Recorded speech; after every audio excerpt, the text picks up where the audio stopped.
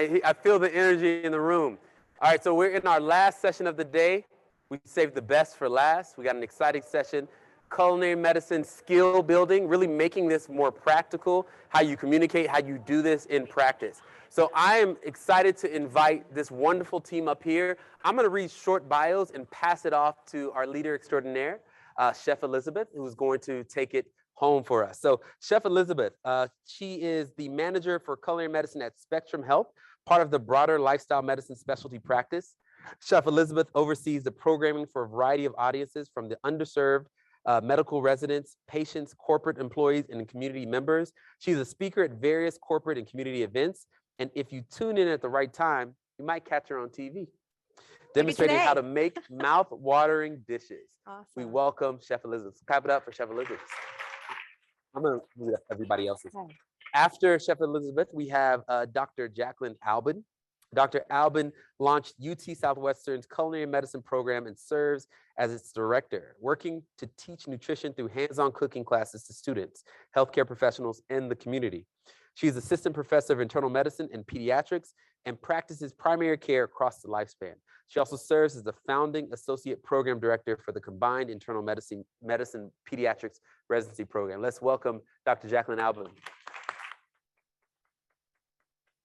Next, we have Chef Millette Siller, culinary dietitian. I apologize. I use that term loosely in this case. I apologize. Just a culinary dietitian. Can you believe that? Culinary dietitian, Millette Siller. She's been involved with the Culinary Medicine Project since 2014, works hand in hand with Dr. Albin. They are besties in this world, I believe. That's what I was told to say. When a collaboration, so in 2014, started working together when a collaboration between Moncrief Cancer Institute and Texas Christian University first brought the program to North Texas. Her career is focused upon advancing culinary medicine in both professional students and community settings. Let's welcome Ms. Millette Siller. Woo! And lastly, Chef J. Judy. Is that right? I got Chef right? Love it. Chef J. Judy.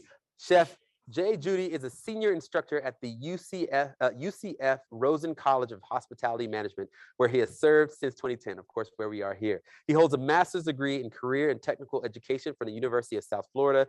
He's been a chef for over 30 years and culinary educator for over 20 years. Chef Judy has instructed the culinary medicine course at Rosen College since 2019. Let's welcome Chef J. Judy. Woo! I will now hand it over to Chef Elizabeth. The floor is yours. Thank you all. Thank you. And we have superpowers today. We're bringing out our cooking superpowers. Do we have any foodies out there? Anyone like to cook? Awesome. Okay, well, you're in the right place. So now we get to have some fun with this team. So we prepared a presentation, and it's a lot of bringing together what we've heard today around food security, food apartheid, food insecurity, and hopefully just continuing the conversation, the dialogue, but also embedding with it, what should I cook? What should I eat? How do I eat this way? Maybe I don't have a lot of money. Maybe I don't have a place to cook. Maybe I'm living in my car. Maybe I don't have access to food. And so we've tried to select some recipes throughout today that we'll showcase to you, which hopefully address, each of them may be a couple of different areas that may be a challenge for people. You'll see in all the recipes, we put the cost of what it costs to buy the ingredients for each recipe. So hopefully that's helpful as well. But as Dr. Essel said, I'm from Spectrum Health. It's a health system based in Grand Rapids, Michigan. Any Michiganders here at all? Anyone from Michigan? A few people? Okay, great. Great place to visit in the summertime. I'm having trouble adjusting here to all the humidity, but I was thankfully all the time my hair back for the afternoon. So really, we just want to get in the session today and talk about the topics we've got covered today. There is open Q&A throughout. So I think Dr. Albin and Millette are monitoring the chat. So feel free to ask questions as we go. We'll kind of pepper those in throughout.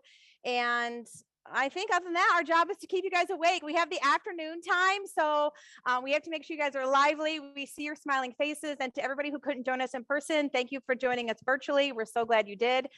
Better join in some capacity than not at all. So it's really hoping to continue to connect everyone together and hopes to continue this community that we have here around health and food. So, all right, should we begin? Absolutely. Okay, we'll go to our next slide. So our agenda today is really more of layering on practical ideas to what we've already been discussing all morning. So it's the inseparable relationship of food and health. Hopefully you leave with that if you didn't already have that invested deep within you. And then the barriers, some of which are obvious, which we may address some of those today, but also remembering the invisible ones. And I loved Dr. Essel's reminder that this can be a very invisible problem and there can be invisible barriers, sometimes which we cause. And then thirdly, and I think importantly, generating creativity. I feel like particularly in medicine, we get stuck in our ways and it's the whole, if it ain't broke, don't fix it, but it actually is broke and we know it's broke. And so we need to creatively bring lots of different players to the table. And that includes engaging our communities in problem solving and being part of the solution. And this problem gets overwhelming. Who gets overwhelmed about all the problems, right? So I think my best way of articulating this to learners that I work with is choose a problem for which you want to carry a torch and carry the torch and do something about it. And don't get so immobilized by 17 things that you could be doing that you forget to do one of them. And I think that's how we all have to move forward. So we're all just here with our stories of our one torch. And that doesn't mean we did it right. It just means we tried to do something. And so hopefully you can do the same and don't ever feel like you don't have something to give because each of us have a torch to carry. And if we all carried our torch, we would probably be solving more problems. So with that, we will move on to things that are just reinforcing the morning.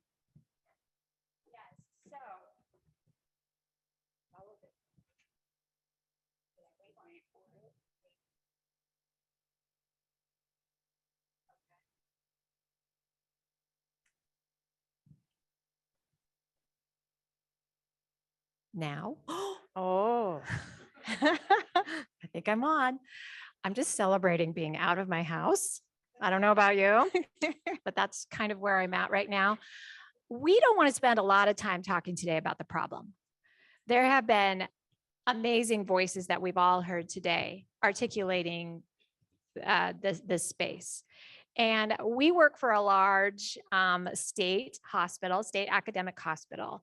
So a lot of the language we use can be a little slow to evolve. And we heard today how important it is and how important language is to our communities that we want to serve, right?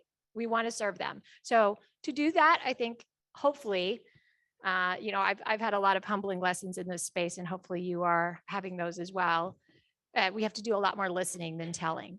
So you can see that some of these, this is Elizabeth was really sweet and put this together. But we can see how food desert, does that really tell the whole story? Is that obscuring the beautiful vibrancy, the vitality of communities? Does it tell the story well? So academic language is part of the problem, right? But this is some of the terms that we're going to be using today. Speaking of academic terms, we have to talk about who is not here and our delightful partner in public health. Do we have any public health, masters of public health or MPH? Oh, we love you. We need you. Thank you. We rely so much on you. So thank you so much. You're very much important and part of our interprofessional multidisciplinary teams. So Dr. Sandy Pruitt, we consider ourselves baby researchers. I'm very much a baby researcher, and she helps us immeasurably.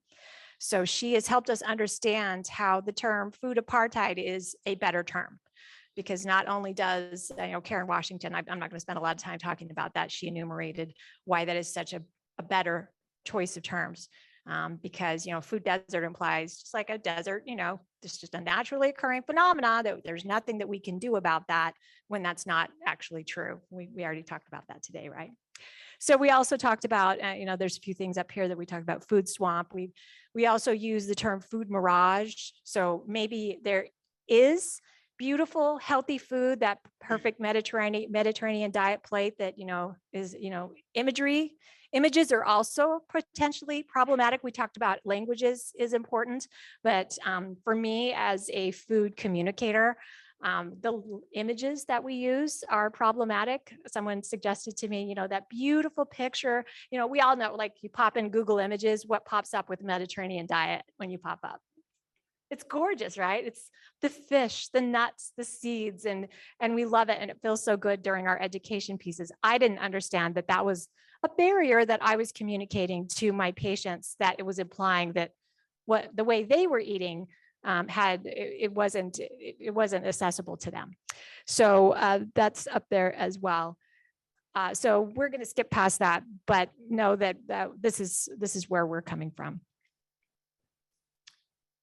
Woohoo, lots of words, big problems, again, that have already been articulated. For me, when we talk about food insecurity, I think, I really appreciated, I don't know if Dr. Essel, are you in here? We talk about, what are the contributing factors? What are the associations? It's a chicken and the egg proposition. And really smart people, I think it's really important to study this. What comes first? These factors, or are they exacerbated by that? I really appreciated, epidemiological research studying this. It's important. But I think for me, and for a lot of us as clinicians and providers that want to work in this space, where do you start with discussions? It needs to be very, very personal, because food is the great equalizer. How many people are engaging in, work with your patients or your clients, however you language, with doing hands-on cooking classes? How many have you done that?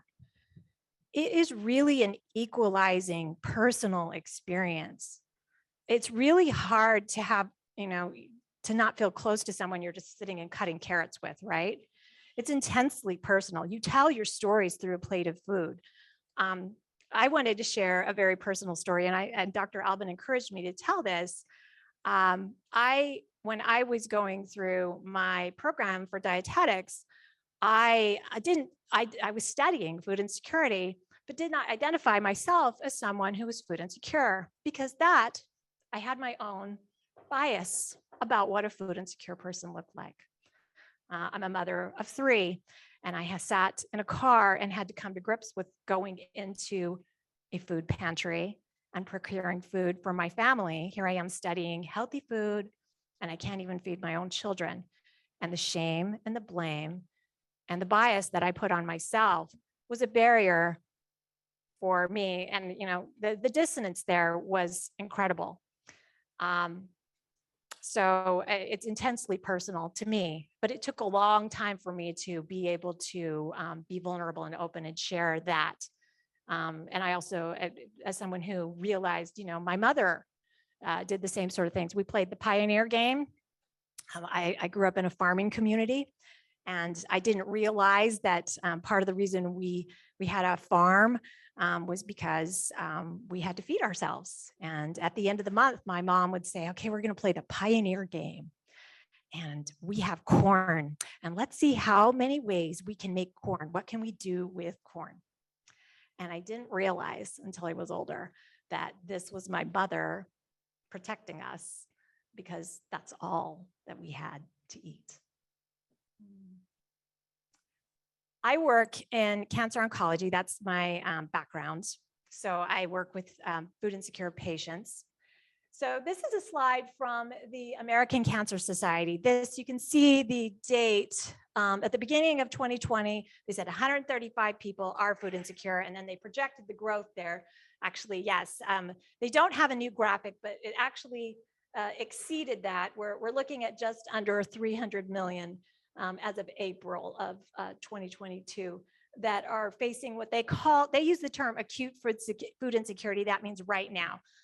Dr. Essel said, people in clinic, people have a crisis. Well, cancer diagnosis is a crisis. So the average cancer patient in, this data is from 2019, according to the American Cancer Society, spends $10,000 a year on cancer drugs that, they would go to at the pharmacy. So in 2021, 22% of patients in their study report delaying picking up their prescription because of food insecurity. They had to choose between purchasing food. And then another 18% reported they delayed taking their prescription to make it last longer, or took less. So it's absolutely a big problem in oncology. And I don't want to spend a lot of time talking about the problem, but just want to point out from an oncology perspective, there is no clinical guideline about or a recommendation for routine screening. There's nothing. It's kind of a, and why there's reasons, again, I don't want to get into that. That's not necessarily the space we want to get to. We want to get to the fun cooking, but that's kind of the perspective that we have today. Chef Elizabeth, we want to kind of talk about our regions of Texas. And would you like to talk a little bit about where you're at in Michigan? Well, I think this too was just more of the broader cost of what it costs. I don't know if you can go back to that. Oh, I see. Like slides are everywhere. But essentially just talking about the overall cost of what food security or insecurity can look like for the US. And so, the estimate is about $160 billion spread across all different types of things. I think we would all love it if we could just tell the people that, pay the bills and to say like, hey, this is important. We need to make change. But sometimes they have to see the numbers. They have to see the impact of why we're trying to do this and how it's going to help the community, but also help the bottom line. And so I think this is an example where you can show like, if we don't address it and deal with it, these are the problems that we already have, and they're going to continue to grow. And we want to make sure we deal with them. So whether it's, someone's food insecure, and so therefore they're going to miss work, and there's the cost of that. We already know we've already been talking about all the costs tied to all the medical bills that come with it. And so I think we don't need to go into any more detail, but really just to show like there are some significant dollars that are tied to this issue, which is why we wanted to really spend some time digging in more. So I think the next slide might, This is something you saw this morning, thanks to Dr. Leung. That's how you know it's a good slide. You see it twice in one day. I know, I'm so proud that I chose the same slide. So I want to just point out that Map the Meal Gaps work actually looks at trying to understand the relationship between food insecurity and a lot of the other drivers of health, the social drivers that are everything from unemployment and income and poverty. And so they're trying to see this as a big overarching picture and what role does food play. But a few observations I want you to make. So the darker green, which if you may not be able to see the key, the darker green is higher rates of food insecurity. Where is it concentrated? Right, the American South. So that's back to what we talked about this morning, the stain of racism in this country and how we see it evident right there in the way that it impacts food access. And then something that really breaks my heart as a pediatrician, as a mom, here's food insecurity for children in the US, significantly higher than overall rates. And you look at some places in Mississippi and some places in Western New Mexico, and you're looking at greater than 22%. So more than 1 in 5 children.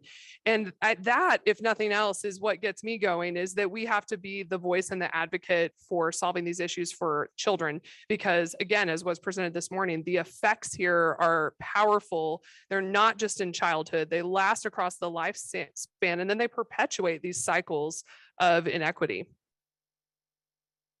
And then we were going to dig down just into our own states. As I mentioned, I'm from Michigan. And so when we look at the numbers in Michigan, they also are not great. And when you think about people who have experienced food insecurity, what are those things that they do to kind of offset it? So maybe you start to reach for the more shelf stable foods that are those, meals that maybe are high in trans fats, maybe they're high in sodium, don't have a lot of fiber. Maybe you're going to have someone else in your family, like maybe you're getting food from something, but then you're giving it to your children and you yourself aren't eating well. So we definitely see that people make some of those changes that aren't always good for themselves. We want to make sure the whole family is being taken care of, everyone in the household. And so we know that in Michigan, we have issues that we're trying to face as well. And I know in Texas, I think we might have some numbers in here as well. I'm not sure. Into North Texas. We've sort of already hit on some of the national numbers. And I think the reason we bring up our home states is because you have to know where you are. And it doesn't necessarily help you a lot for us to go through the details of Texas or Michigan, other than we each have a responsibility to understand the communities where we live and work and serve. And so that's important context, and it's really widely available, and mapping the meal gap is a great place to start. So I just want to show this slide, which comes from a study that a colleague that Millette mentioned, Dr. Sandy Pruitt, is a public health researcher, and she and others really help us understand the scope of the problem and help us understand where to put interventions when they quantify some of these issues. So this was actually a cross-sectional study where they took NHANES data, and then they narrowed it down to the groups that reported food insecurity on the screeners. And you saw this morning what the long screeners from the USDA look like. And then they compared some of these outcomes between the group on the, if you look on the left column, food secure, and then adjacent to that is the food insecure people in this data. And I was just struck by days of reported depressive symptoms. So imagine the increase that we see here when you're food insecure, much higher rates of reporting depressive symptoms, and then health effects as well. I mean, the smoking, now I will forever see the picture that Dr. Liang showed of this is my lunch, the cigarette, to probably suppress hunger in that particular person's experience. And so why do we see the association? I mean, there's so much overlap and context in these things. And so we must continue to study this and to listen to people both qualitatively and also look at data quantitatively to understand what we need to do and whether or not our interventions work. I think that's the other elephant in the room sometimes is we feel really proud of all the things we did. And then our outcomes did we even get outcomes? Did we measure them? Were they useful? And I think we have a lot of work to do in measuring useful outcomes. That's the hard part, instead of just assuming that the interventions that we have are productive. So, okay, now we don't want to beat you up again about how we're, the problems, right? We know there's problems. We want to get to the solutions, right? And then what's your take home for today? Because when I work with my patients, I'm like, okay, we've done all this talk. Let's get to the meat of it. So how does culinary medicine, how does a hands-on teaching curriculum help? How does it help? How does it give us a lifeline? So this is looking specifically at my oncology patients. We know that when we get patients into our teaching kitchens, by the way, we offer culinary medicine classes at Moncrief Cancer Institute, which is the nonprofit arm of UT Southwestern's Simon Cancer Center. We know that it improves their treatment tolerance. If you're working at, malnutrition, the M word, which, don't get me started on that. It's only diagnosed 9% of the time, but we think it's 60 to 80% estimate of an issue. And protein deficiency is a huge, huge problem in oncology, and it disrupts treatment. Just 1% reduction in skeletal muscle mass. Sorry, you won't be treated today. You have to go home. Culinary medicine can fix that right out of the bat. We've already seen some improvement in that. And then we know that especially with disease progression, recurrence, there is some data. It's very much understudied. We'd love to see more that specifically looks at its impact on oncology, because it really is a missing piece of cancer management. But for everybody, whether you have a cancer diagnosis or not, the Health Meets Food curriculum, I love the data. We reduce costs, we consume more fiber, we consume less sugar, salt, and saturated fat. And Dr. Albin mentioned the another modus that, it reduces the amount of stress and helps us with anxiety management. Okay, we're going to stop talking and start cooking. Yeah, well, I was just going to go. What I thought was cool about that slide that you had was that you were showing both virtual and in person. So I think that's what we've had to really adapt to with our teaching kitchens is, it used to be all in person. We had a director who was really trying to get us to go digital a long time ago. And we were kind of like, we're so busy. We don't have time to deal with that. We're doing great. Let's just keep going. And she kept saying, we need to move digital. And then COVID hit and it just forced our hand to make that change. And we're so glad we did, because now we are able to offer in-person, virtual, and hybrid classes depending on the scenario. And if you know much about Michigan, some people prefer the virtual when it's the middle of winter and they don't have to drive in somewhere and worry about the roads. They get to just be in the comfort of their own kitchen cooking. So just out of curiosity, how many people are teaching culinary medicine classes today in some capacity? Anybody? A few of you? Okay, great. And then how many of you that don't are hoping to get to that point at some point? Okay, great. Okay, well, hopefully there's some inspiration that comes out of all this conference. And really, I find that when you sit at those tables and you're eating and you're talking to people about what they're doing, business cards are being exchanged, connecting through LinkedIn. I was talking with Dr. Essel earlier today about the power of social media. So you'll see me a lot of times taking pictures, because I know like the more that we spread the word about what we're doing, the more people see it on social media and they're like, I didn't even know that existed. I want to do that. Or maybe there's businesses in your community who want to have you teach culinary medicine classes to their employer group. So I think the more that you can share some, I know it feels awkward for some people to do that. I find it very awkward sometimes, but I force myself to do it just because I know that when I do, a lot of times I am connecting with new people to then get new ideas to say like, oh, we need to start a food prescription program. And I see someone's already doing that. So how do I reach out to them to learn from them rather than starting from scratch? So this is an example of the picture of our teaching kitchen in Grand Rapids, Michigan. We're based in a what's called our downtown market. It's a really cool kind of shared space where the lower level people can come in and get food from the various food vendors there. And then we are upstairs in a space that we rent. We used to be, we've had 6 years, we've had our culinary medicine program. I think I can remember from like the first Health Meets Food conference, I feel like it was like in Dr. Harlan's backyard. It really wasn't, but it was very small scale. And so it's been cool to see that it's continued and just to see it adapt to different things. And so we now have a teaching kitchen. We've been going strong with our culinary medicine program for 6 years. And just a year and a half ago, we started a lifestyle medicine practice where we have 3 physicians now that see patients for lifestyle medicine, of which our Nourish pillar of health is the culinary medicine piece and our largest piece. And so this is the teaching kitchen. You can see that's me teaching a virtual class basically. And you'll see that's also the shared space where we have 6 cooking stations and a chef space for people to cook from. So, all right, who wants to see some cooking, some food? All right, good. Okay, so we're gonna start with breakfast, right? So we know it's probably a good meal to start with. You want to make sure you have some good fuel to start your day. And so with the recipes we share within our program, we have a lot of kind of like guides. It's like, start with this and this hopefully will get you to, do it on your own. It's not like you have to follow this exact step. And so we have this grains cooking recipe card, which is, hey, you pick from the list of grains. Maybe it's one of these, maybe you have something else. How much water, how much cook time, how much yield will you get out of it? And hopefully this is a guide for people to use to either cook the grains they have and know, or to say like, what the heck is, wheat berries? I've never had that. And I'm going to go seek that and try to get that. So it goes back to, access to food as well. And so maybe you have access to some of these and not the others. And so hopefully this helps people to think about that. But also oftentimes, like I volunteer in our local, we have like a community food bank. And I'm actually shocked. The first time I went in there, I had so much preconceived opinions of what it was going to be like before I walked in. And I was like blown away. Like one of ours sets up like a grocery store. You make choices of what you want to get. It's a point-based system. And so they have like whole grains and lentils, all the things that I thought like, oh, they won't have those things there. They have them.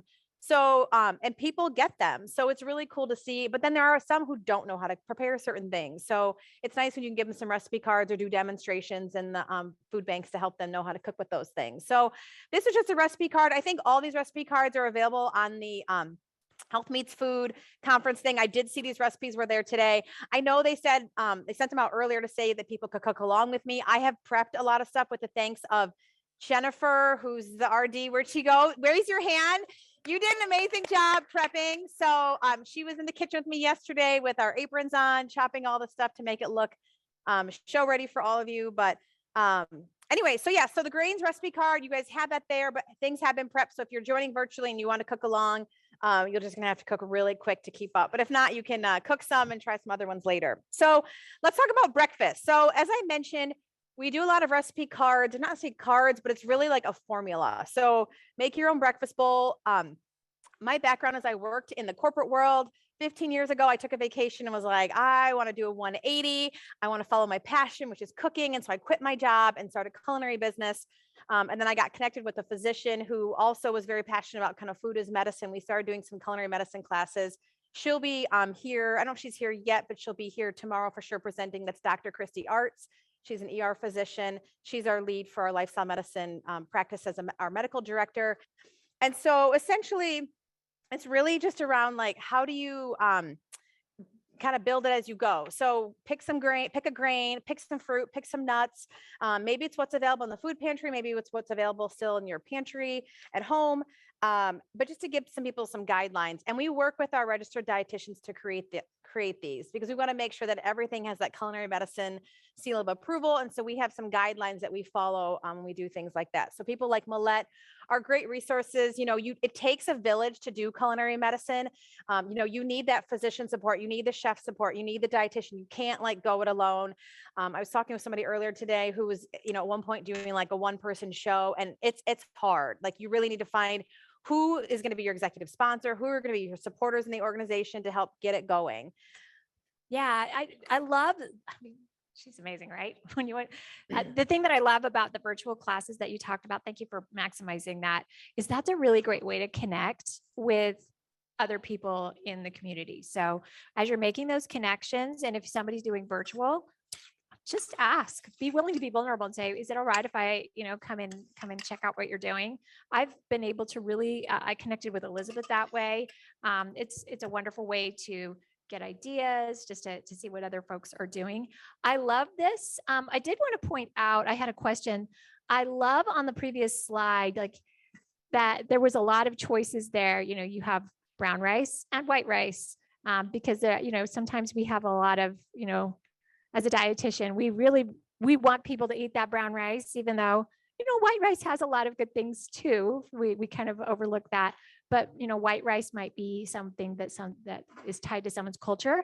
Or let's be honest, what we hear from our food pantries is they don't have access to brown rice. So if they don't feel like that what's on that recipe is there, they can't make the rest. So this is awesome because it has a lot of different options. So I also love your point that this is an exhaustive list that people have to have this in their pantry. It's just, hey, I can try this and then make a substitution. That's a big part of your education that I love, Elizabeth. Yeah. So today, the grain I actually meant to pick I wanted to pick were oat groats. Who said oat groats? Anybody? So oat groats, if anyone doesn't know, it's just the whole form of, when you think of like old fashioned oat or rolled oats, those flattened oats, it's just taking that and flattening it. But we were not able to get them. And so I used the next step of that in the processing, which is steel cut oats, which I'm sure a lot of you have had. And so basically we just cook these in some water. And then sometimes you can bulk cook too. So if you want to cook a bunch all at once, you can freeze it and store it in your freezer, because I recognize time can be a challenge for a lot of people. Not everybody has enough time to cook. We hear that quite a bit. Like, I don't have time to cook. So one of the recipes I debated making today for all of you, but I figured some of you might have already made it, are overnight oats. And we make that. We have a family kitchen program. We work with underserved families, and we often will teach them how to make overnight oats, and we send them home. They make it in class and they have it like in a mason jar, and then they take that jar home so they can reuse that jar.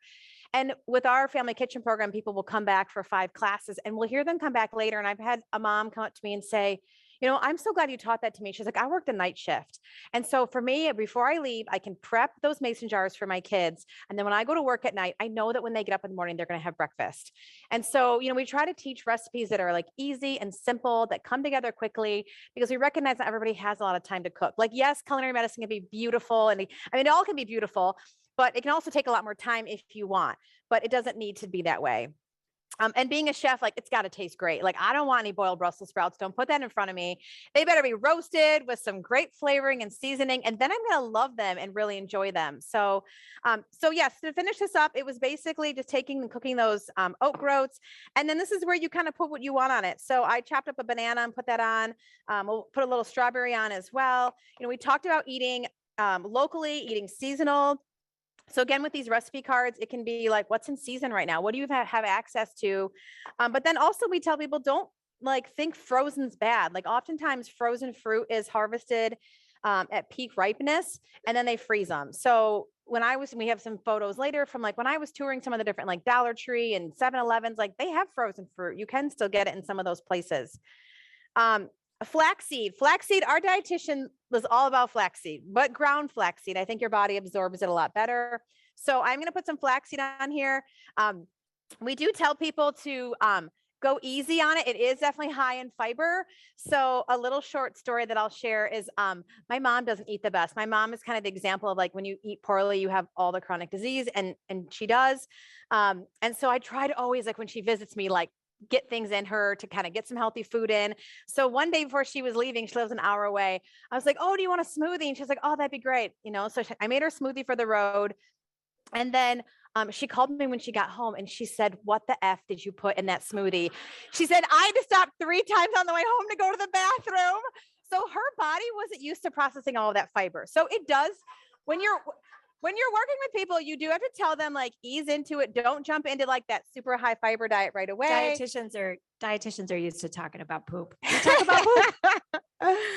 Yeah. So anyway, so easy with the flaxseed. Yeah. So I put in my kids' smoothies, and they never say a word. So, and sometimes if they've come back from a camp for the summer, they'll ask for smoothies, because I think they know it does have a lot of fiber, where at camp they don't get much So fruits and we've had vegetables. some questions about microwave cooking because, a lot of we're talking about access and barriers, right? So could this recipe be adapted for microwave cooking? Yeah, that's what my husband does every morning. So I actually joked my husband eats probably better than I do in the morning because I'm a smoothie person. I have this chocolate smoothie I make, and I have a cherry mocha smoothie I make, and I tend to go between the two of them. And they're like, the chocolate one is basically frozen banana, cocoa powder, some soy milk, a little bit of cinnamon and flaxseed. Then I put some oats in there. So it's not like it's bad ingredients, but I don't know if he has a palate. My kids joke that, yeah. Anyway, so we'll save that story for later.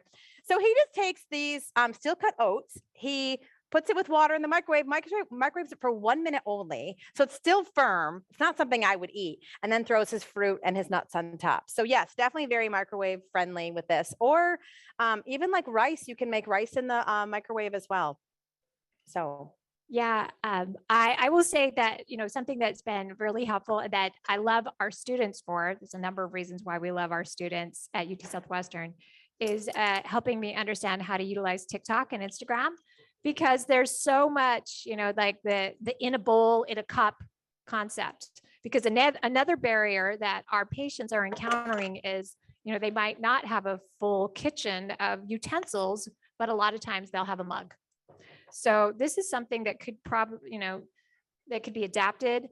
I also like to make sure, I love your point about not stigmatizing frozen fruit, but even don't stigmatize canned fruit, because sometimes that's what we have access to, Yeah. Canned lychees, there's a lot of things. So you have to meet people where they're at. So that's something Yeah. that could totally be incorporated in that. And that's something I learned from my TikTokers. So yeah.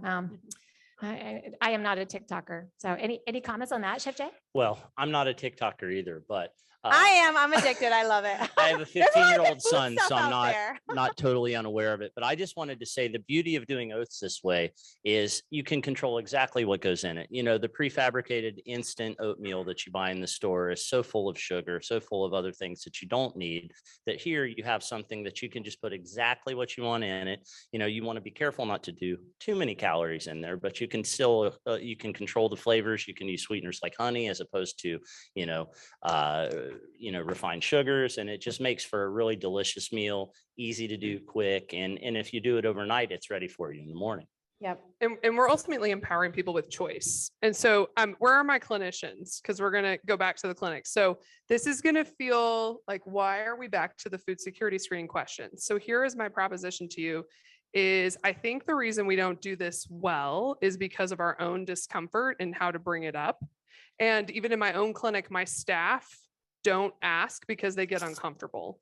And so I have taken it on, and you know how I do it? I do it talking about breakfast or food. And my favorite thing to talk to people, I say, we're going to talk about several factors of your health. The first one I want to address today is food. Tell me what you love to have for breakfast. Always ask people what they love to eat, because they're used to us demonizing their food and wrist slapping them. So let's start the conversation with, tell me what you love, and then don't touch that with a 10-foot pole, even if it's not awesome for them, right? Like, don't ever go after people's love with food. Go after being a partner and helping them love their food and have food that loves them back. That's the way we have to do this. And so that's how I bring this up. And then I've been using the pandemic as a way to talk about this and to normalize it. And I kind of think about it back when we had to start incorporating routine HIV screening or routine intimate partner violence screening. Those are uncomfortable things too for people. And so how do we say that this is not weird and I'm not just picking you? We say, I like to ask all of my patients about such and such. And so the way I do food is I say, with the pandemic, it has been really hard and stressful to find the foods that we like to feed our families. And things are always out at the store, and I'm running into issues too. Hey, has that been a problem for you and your family? And then you jump into the screening.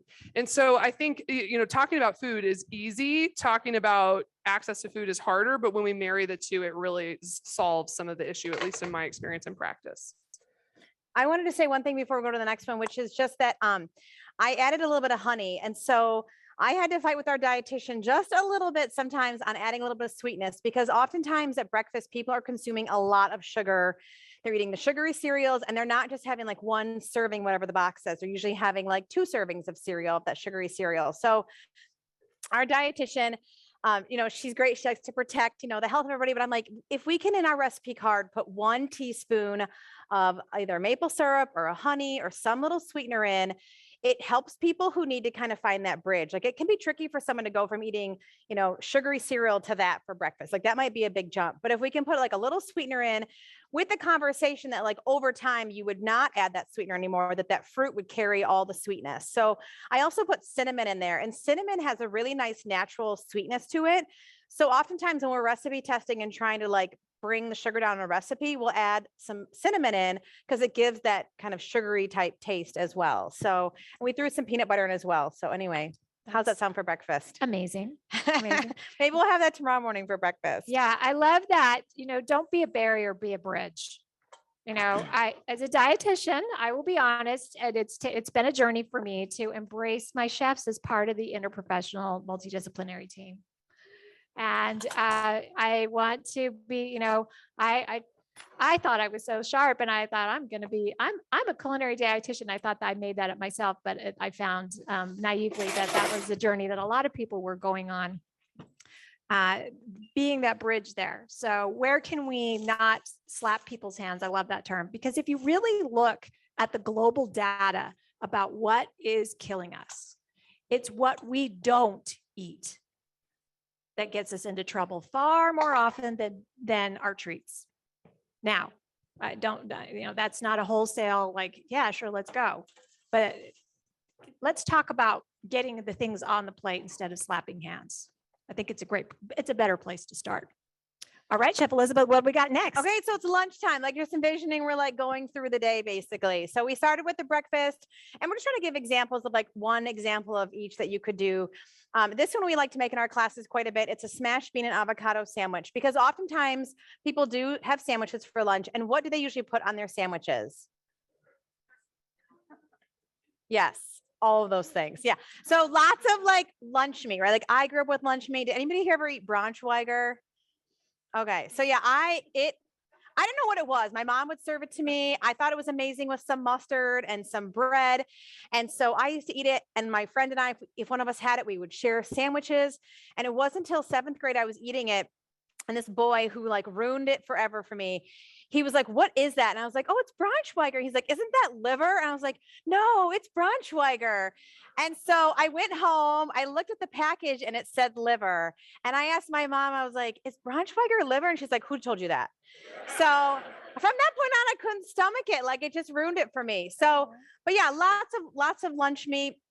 So this is just an example of like, hey, if you still want to have a quick sandwich, and again, you don't have to put all these things on. It's really just a starting point. But beans are so inexpensive. I love them because you don't have to refrigerate them. You can stock up on them when they're on sale. And so what we did today is we basically mashed up some white cannellini beans. They're a great source of fiber and protein. I eat mostly plant-based, and my parents still are always like, "Well, how do you get your protein?" I'm like, "How do you get your fiber in your diet?" Because I think that, you know, most people are missing the fiber in their diet. So basically just smashed beans. And then for flavoring, we added a little bit of chopped garlic, a little bit of lemon juice, and a little bit of salt and pepper. The one thing I do love that our dietitian got us hooked on, which is measuring. So when it comes to things like the oil, the salt, and the pepper, or not the pepper, like put a lot on. I like spicy. So the oil, the sugars, the salt, we do try to encourage people to always measure those and not just freehand them, because that's when you end up adding a lot of those things on that we don't need. So this is just kind of a nice little flavorful dish. Oh, we're going to get a close up of this for everyone who's not here. So this basically kind of becomes the spread. I'm all about super crusty bread, and this bread did not love the extra toastiness. So now I've got these cute little small pieces. So it looks like I'm doing a dainty thing, but really it was not intended to be that way. So just putting the smashed bean on there. And then also some vegetables. So it's nice to have some vegetables on there. We all know about eating for color, the phytonutrients. Maybe, Malette, I don't want to put you on the spot, but like, why do we love all the color and all the food that we're eating? Sorry, I was just reading some of the excellent feedback from some of our folks at home. You have some excellent questions. We'll get to those in just a moment. But when we're talking about phytonutrients, I mean, we talked about the problem with kids, and I have children. I love children. Pediatrics isn't necessarily my realm of my focus with my career, but eat the rainbow. I mean, we all kind of remember that, right? And there's a reason why it's such an easy, colorful way to describe, the role of that phytonutrients. So phyto, plant, they're only found in plants. And we're learning more and more about the role of phytonutrients, and they seem to be delineated by color group. And each group has something that they're, something different that they're doing, some benefit that they're offering. So it's really great to talk about, reds and purples. We've got anthocyanins and anthocyanthins, even white. We say don't eat white food. Language is important. There are some white foods that have some tremendous benefits. So eating the rainbow, getting a balance of flavor and color on plate, texture on plate. But I always recommend at least three color families on your plate at any given time. Green is the sad vegetable. Unfortunately, we get Americans by far, we get less green on our plate than any other color. So usually that's a good area of opportunity for us. But I always say do a color roundup, maybe take an inventory. Use your smartphone. If you want to jot a little note, just take a little mindfulness moment before every meal and say, what colors am I observing? This is great to do with kids or for ourselves. I love doing this with my patients and my students. What colors do I notice? And do I notice any trends? Don't beat yourself up for one day or, a couple of days. What trends am I noticing? Am I noticing anything I'm missing, and where can I add? Because you are missing a family of benefits. Chef Jay, what else would you put on the sandwich maybe? If it's not, so I'm using tomatoes. This is my favorite combination: tomato, spinach, and a little bit of red onion and a little bit of avocado. But we know maybe it'd be different vegetables. What else do you think you'd add on? Well, so the avocado, because of its rich fat, really does pair well with other more acidic ingredients. So pickled onions instead of just using raw, perhaps, and you could actually do a ferment, which you get some good probiotics in there as well. With that particular sandwich, because you've got some ingredients that really have a nice, robustness, I might alter, instead of doing arugula, I might do frisee or a little bit more of a bitter green, go for something that has a little bit of pop. But all of those flavors work really well together. The bean, you could alter, maybe instead of doing a white bean, try a black bean, and the flavors here really apply to different types of cuisine, but you could maybe add a little bit of spice, maybe a little bit of chili pepper, and have something a little bit more, pop. Mm-hmm. I think part of how we take this back to having conversations about food access and making it equitable for everyone is choice, and that there isn't one right answer to any of it. There's lots of answers. And I think many people feel like something has to be made a particular way. And the more we promote choice and whatever you have, we can make it work. And for those of you who teach culinary medicine, that's one of the best parts about live classes in the virtual format, is that people are in their home kitchens. They're like, I don't have this ingredient. And you can say, hey, do you have this? Do you have that? Do you have that? And so when we do this with our students, we know that many of them are food insecure and they are going to work with what they have. And so it's really rewarding to just promote that choice is the beauty of this work. It's not a limitation. And so I think that's an important way of framing it. And we just wanted to, kind of remind everyone about the disparities around impact between different racial groups, and that we have to be sensitive to that when we're having these conversations, especially as a white woman. It's not lost on me that the way that I have these conversations has to be really humble and sensitive. And all of us need to think about where we're coming from, what our story is, and how that influences the way other people might feel safe talking to us. And then I also just want to remind everyone how deeply personal, emotional, and related to stress our food relationship is. So I haven't really had a single patient come in since the pandemic who hasn't confessed to me that they feel like they've used food as a coping strategy. And I mean, right, I use alcohol as a coping strategy for the first 3 or 4 months. And then my best friend who was doing the same thing, we were like, we got to get ourselves together. We're going to start exercising instead of drinking, so we all had to figure out how to cope. And so many people are still walking through disruption in their relationship to food. And there's so much nuance there. So I think just asking people the simple question, what was your relationship to food looking like over the last couple of years, and being vulnerable that maybe yours was a little messed up too. And how do we regroup and find it to be something that's healing and not upsetting, damaging, and work together to move forward?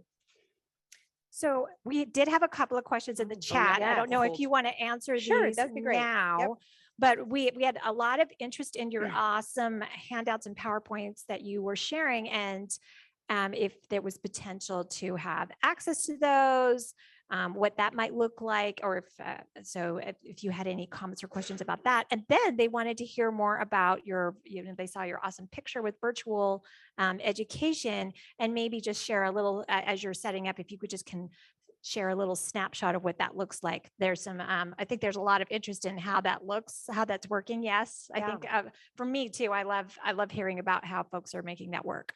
Great. Yeah, so we actually have a website. I don't know off the top of my head, but I know it's like if you type in Spectrum Health Culinary Medicine, you'll probably see the link come up, and that's where we have, and then you'll see something that says recipes, and you can click on that, and you'll see we try to put most of our recipes out there, and so they're available to people as we come up with them. And we're always kind of like, when you talk about like following your passion, like when I would have a stressful day working in my old corporate world, like I would come home and like cook, and I would tell my husband, like, you take care of the kids, I just want to cook. And he always liked the output because then we were getting food or meal. But that's always been my stress reliever. That has been my what I would do on vacations. And so it's always like, oh, I'll text. I have a main chef who really runs our kitchen. And so I'll be like, oh, what about this? We should try this. Or have you heard about, the vegan Parmesan? Let's try to make that. And so she's really great about doing that. So we try to, as we create new recipes, put them out there. And then the handouts, I don't think we've actually made them really available yet. When people come into our practice, we have them all over and the patients can grab them, or people come in for our classes, we have them, but we haven't like created a platform yet to put them out there yet. So I know there's hope at some point that we'll do that. The ones from today are on that website, or the information that was shared. So you can get those there. And then the virtual programming. So we basically, I don't think the question was around like what technology we have or the setup.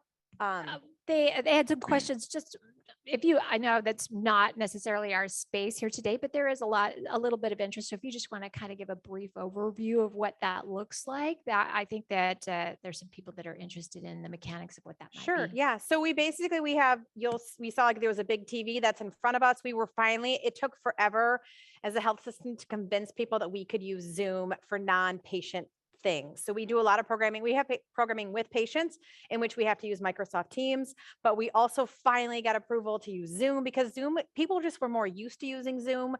And so Microsoft Teams, I mean, it was a hot mess to get people to like get logged in. And I mean, it was, a lot of pulling out our hair.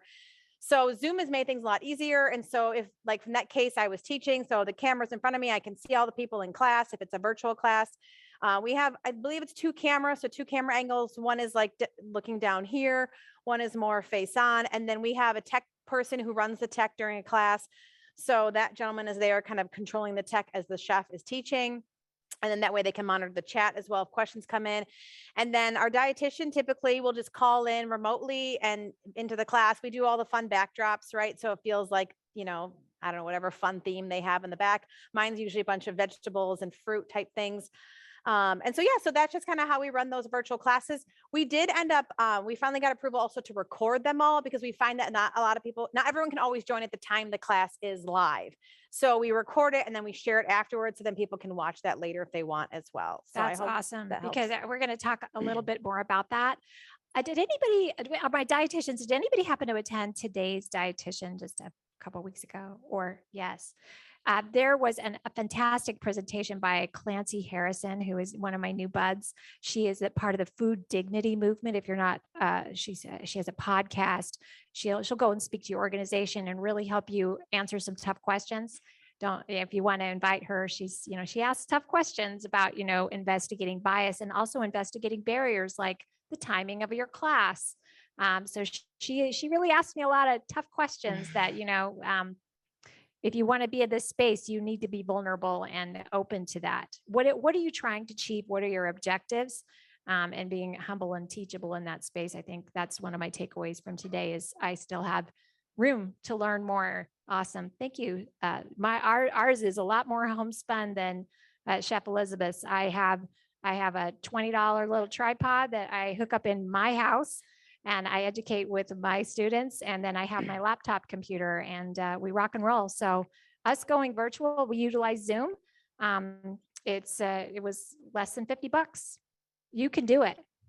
And you know, I love that you've advocated for your patients, because you know, what else is a barrier? Trying to navigate our healthcare system is already tough, and trying, you know, Microsoft Teams is not designed for patient care. And if you're already, you know, you're trying to manage food insecurity, and then trying to manage, you know, trying to figure out I had problem with figuring out Teams, and if Zoom is a platform they're a lot more familiar with. That sounds great. Awesome. All right, And that's let's how move we forward. started. Like, I don't mean to say like we all of a sudden had a huge pocket of money and we started like that. It was the same thing. Like when we went virtual, we had classes scheduled and we were like, what are we going to do? So we had the groceries ordered to my home. I taught out of my home, and it was the exact same thing. I went to the basement, found a tripod, bought the little attachment thing for your cell phone. And I would like be the one, you'd see my arm in it, trying to adjust the camera and everything. And I'd, you know, put it down. Can you see everything? So we started very like, I mean, we joke about it now about, how beginner it was. But it was like, whatever we can do to still like reach the people. So I want to spend a few minutes just for those of you that are interested, because I know everyone comes here with a different like goal, right? Some of you want to get focused on like the underserved population. Some of you are trying to work with medical residents. So everyone kind of has different pieces. So I just want to share with you for a few moments, like some of the different types of programming that we offer within our culinary medicine program. So you can kind of see the vast variety. And then you might really hone in on like, okay, I need to really go after doing that one. Maybe I want to talk to Elizabeth more about that later. So if we go to the next slide. This is just, I don't know if it's the clicker. Okay, it's coming. It's coming. Like drum roll. Here it comes. Okay. All right. So these are just some of the free classes we've offered over the past couple of years. And so when we say free, these were I think all these happened virtually because it was during the COVID timeframe. And it's just a way for us to reach people in our community. And by community, because they're virtual, it can be anybody, anywhere in the world who really can join. So this is a photo. This is Bruce Michael Wilson. He is an awesome farmer.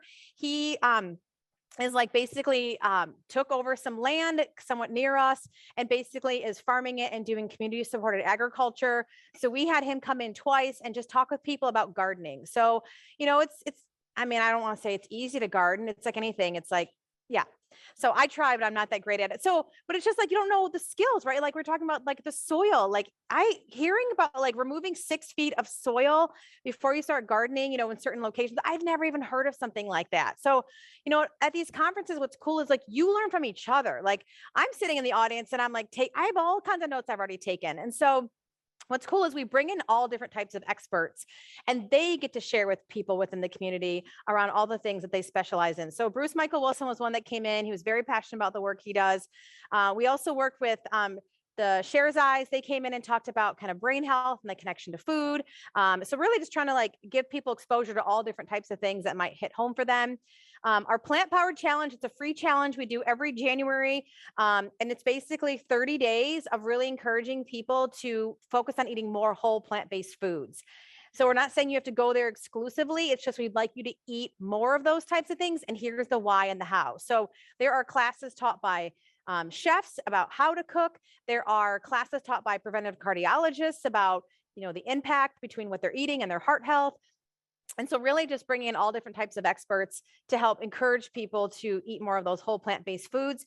We do a survey at the end and it's really cool to see the results. We had one woman, we have a lifestyle medicine Facebook group. So if you are into social media, I encourage you to go on Facebook, Spectrum Health Lifestyle Medicine, and follow the Facebook group. I think you'll be hopefully inspired, some of the things we do, but someone put on there after the Plant Powered Challenge that they got off all their statin medications after doing the Plant Powered Challenge. And so like, we didn't share that information. That was them sharing their own medical stuff on that. And the power of that kind of like building community is pretty cool. So then we have a family kitchen program. This is grant funded, or it was. Now I'm basically out there collecting pop bottles, trying to figure out. So in Michigan, we get 10 cents per can. That's why I make that comment. But basically it was grant funded. And it got us up and running. It's basically working with the underserved kids who are either overweight, obese, or have a high risk of chronic disease, or someone in their family does. We bring them in in 5 classes with a chef and dietitian or health coach, and really focus on just like, how do you cook in a way that is good for your health, and helping them set some health goals and things like that. And so really just kind of a sense of community. But we're at the point now where the funding has run out. And so now I get to go knock on a bunch of doors around town to see like, hey, how do we get some more money to keep this program going? Because we've proven now like it's very successful. We're in our 3rd year of it, and we want to make sure we keep offering that. One cool thing in our 2nd round of funding is we asked for programming in Spanish as well. So we got that. So now we have a program in Spanish, and we also created 40 customized recipes for that population that were different than the other recipes. So one of them I'm going to demo right now. And so I don't know if that's the next thing or if I have one more slide on here. It's actually brief stretch break. Who's gonna exercise? Okay, so we've been at this for an hour. The 2nd hour is mostly more food, and we'll be moving quickly, so we'll keep you awake. But let's just stand up. You don't have to leave unless you need to run to the bathroom. But if everyone will just stand up and stretch for a moment. And I don't know, do y'all hear the thunder? Okay, so the spiritual side of me wants to think about, how do we let rain wash away the things we need to unlearn and refresh us in thinking about what we can do differently when we go back? And so if you want to join me in just closing your eyes for a minute, and I like to always start with something I'm grateful for, because we spend so much time thinking about all the stuff that's broken. So let's just start with something we have gratitude for, and we'll just be quiet for a moment so you can each think of something.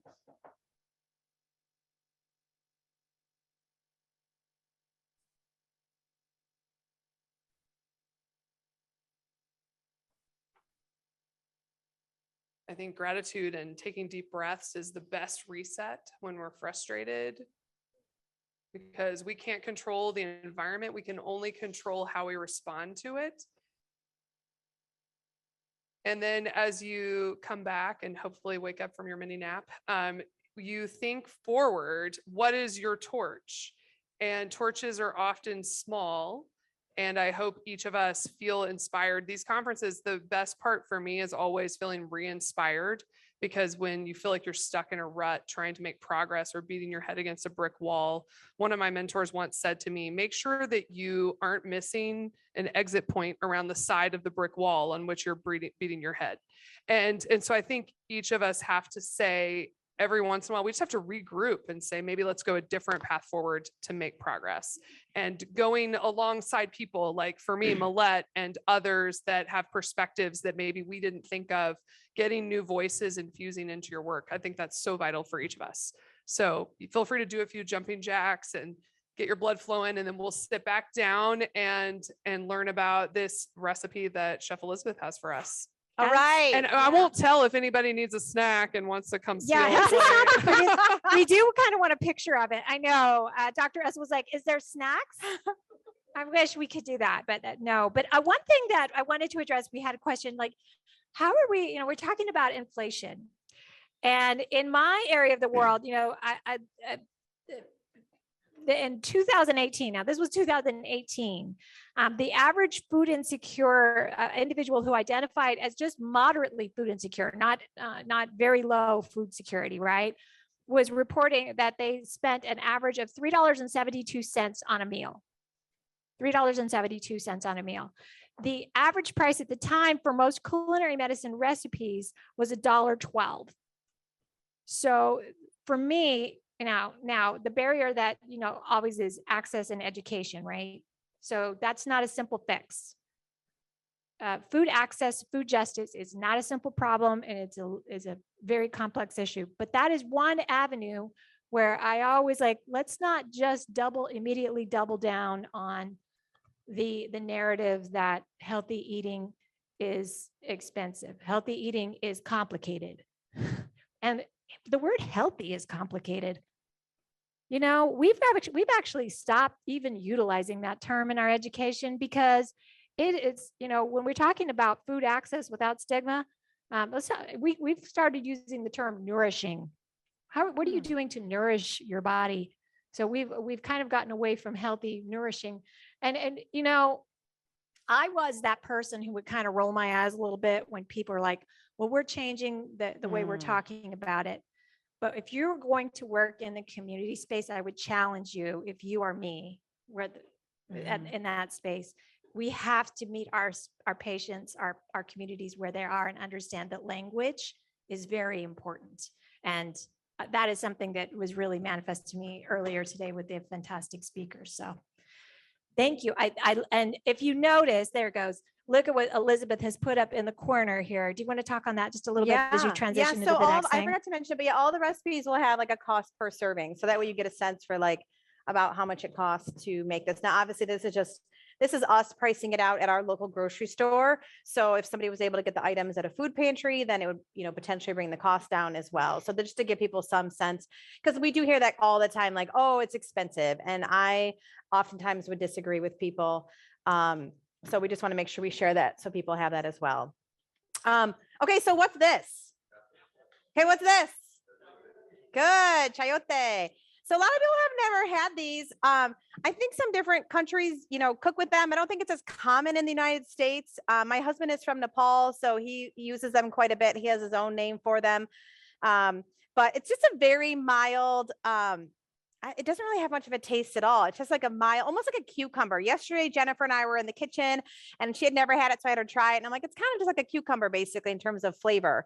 But so essentially, this is one of the recipes we developed for our Spanish Family Kitchen program because it is more common in some of the Latinx Spanish speaking, communities to use chayote. So basically, I do peel it. The other day, my husband was trying to cook quickly and he did not peel it. And my son was like choking on it and was complaining like, I shouldn't have to eat this. And my husband's like, because he hears me talk all the time, he's like, it's just good fiber. You should leave the peel on. And in most cases, I do leave the peels on a lot of things. But this is one that I tend to take the peel off. When you do take it off, have you cooked with this before? Like, it kind of makes your hands, like it has this like starchy thing that makes your hands feel like you just had like a chemical peel. And so I do tend to wear gloves when I use it because even when you wash it a few times, it's still like your skin kind of peels from this. So, but anyway, so that's that. So all we did for this salad is we just chopped this up. You could slice it, chop it however you want. And then I'm always learning in the kitchen. So yesterday I was in a hurry and I know that if you have some water in with some sliced apple and a little bit of lemon juice, it will not brown. But I was in a hurry and my lemon, I only had like the tip of the lemon. And I was like, oh, I'm sure it's acidic enough. I'll just throw it in there with the water. It'll be good. And it was not. So I have these brown apples that still taste great. Their color has, it's oxidized. So it doesn't look as beautiful as it would normally. And then you could put in some chopped nuts. We have chopped cashews we put in. This kind of gives it that nice crunch as well. And then I like spices and seasoning. So here we've got a little bit of paprika, it gives a nice color to it. Some chili powder, and then a little bit of kosher salt. We'll put that in. If you like heat, I tend to always just keep some red pepper flakes in the kitchen and I throw that on my dishes because I have 2 teenage boys and my husband, and they just don't like spicy food, even though I've tried. So I just kind of do my own thing, but still get to enjoy that. We had someone come in and cook one of our classes from our community food club. And he was cooking and he likes spicy food. And I was like, he's like, it's one of the flavors. It's like taste. Like if you don't have spice, somebody would say like, it just doesn't taste good. And that's kind of how I feel like it, to me, like completes the flavor of a dish, but others would disagree. We have some people, you add a little black pepper and they're like, oh, that's too spicy for me. I can't handle that. So again, we tell people like you go with what you like and know. And then we have a little bit of lime juice. We're going to put this in here. If you want your lime or lemon to go further, you could zest it. So that's another great way to put in a little more flavor. And then I'm going to mince up a little bit of this red onion and throw this in, and that's it. It's simple and easy and it's done. And so with that, I'm going to throw that over to you guys to see what else you want to share while we're I'm finishing this dish up. One of our partners, I don't think I really mentioned, I talked about Dr. Sandy Pruitt, who is our MPH colleague, who is a champion of research, and she's super smart and really cool, and we love her. But our students are really what got me galvanized and educated and humbled in the nutrition security space. We taught our first cohort of culinary medicine to our first year med students, and they just took it and went bonkers. They went bonkers. And I love what Tim Harlan says about students. He says, they are force multipliers. We could not do without what we do without our students. So they were going out and, they formed a lifestyle medicine groups, interest groups. So they were going into food pantries and volunteering, and they came back and they said, hey, there's these problems. And we think maybe culinary medicine could help. Could you go and maybe do something there? Can you help us? Can we do something? What can we do? And we're like, great, put together a proposal. So our students dragged us into this space. That's I think part of cultural humility is really giving credit where credit is due. And a lot of that was our students who come from these communities and understand the cultural values and things that were going on, and knocked us on the head enough that we finally listened and listened to that expertise. But I love the salad because this is something that we use. Their food boxes. They said, they're not taking this food. We're giving this food out. So this would be a good recipe that would work for food pantries that are serving our Dallas population. So, and chayote is something that is extremely applicable to our population in South Dallas. So I just wanted to add two things about student love. One is what kind of student do we mean? All of them, right? So I'm a physician. So we started with medical students, with the dietitian students coming alongside as co-instructors. But now we have PA students, PT students, graduate students. I have cell biology grad students who chose to take culinary medicine. And the implications of crossing over, there's actually, some groups that are doing pharmacy students, even law students. Why do law students need to be involved? They write the policies, and that just, when I started to think about that with the Harvard Food Law and Policy Clinic and the work that they've done, it blows your mind. We can't do this in the health space without the policy people. And so there's so much cross-pollination, interprofessional work that can be done. And I just want to remind everyone that's one way that you can sell some of this work to your institutions. That if they don't believe in the nutrition, if that's not enough, well, what about interprofessional programming? What about wellness? What about team building? How do we leverage whatever the need that your institution wants to meet? And this meets multiple check boxes. And so that's where you negotiate these things, as you say, what is your pain point? How can I help fix that? And maybe it's really about the nutrition and the food as medicine or food security for you, but you could make it about something bigger and get more traction. Yeah, and I think also worth mentioning is what is more deeply personal than food to people in life? There's very few things more personal than food. And so if you can engage with people and make the food that they're eating just a little bit more healthful to make their lives better, what an easy way to improve their lives, and what a delicious way. All right. Speaking of delicious, what do we got going over here? That was smooth. Let's see.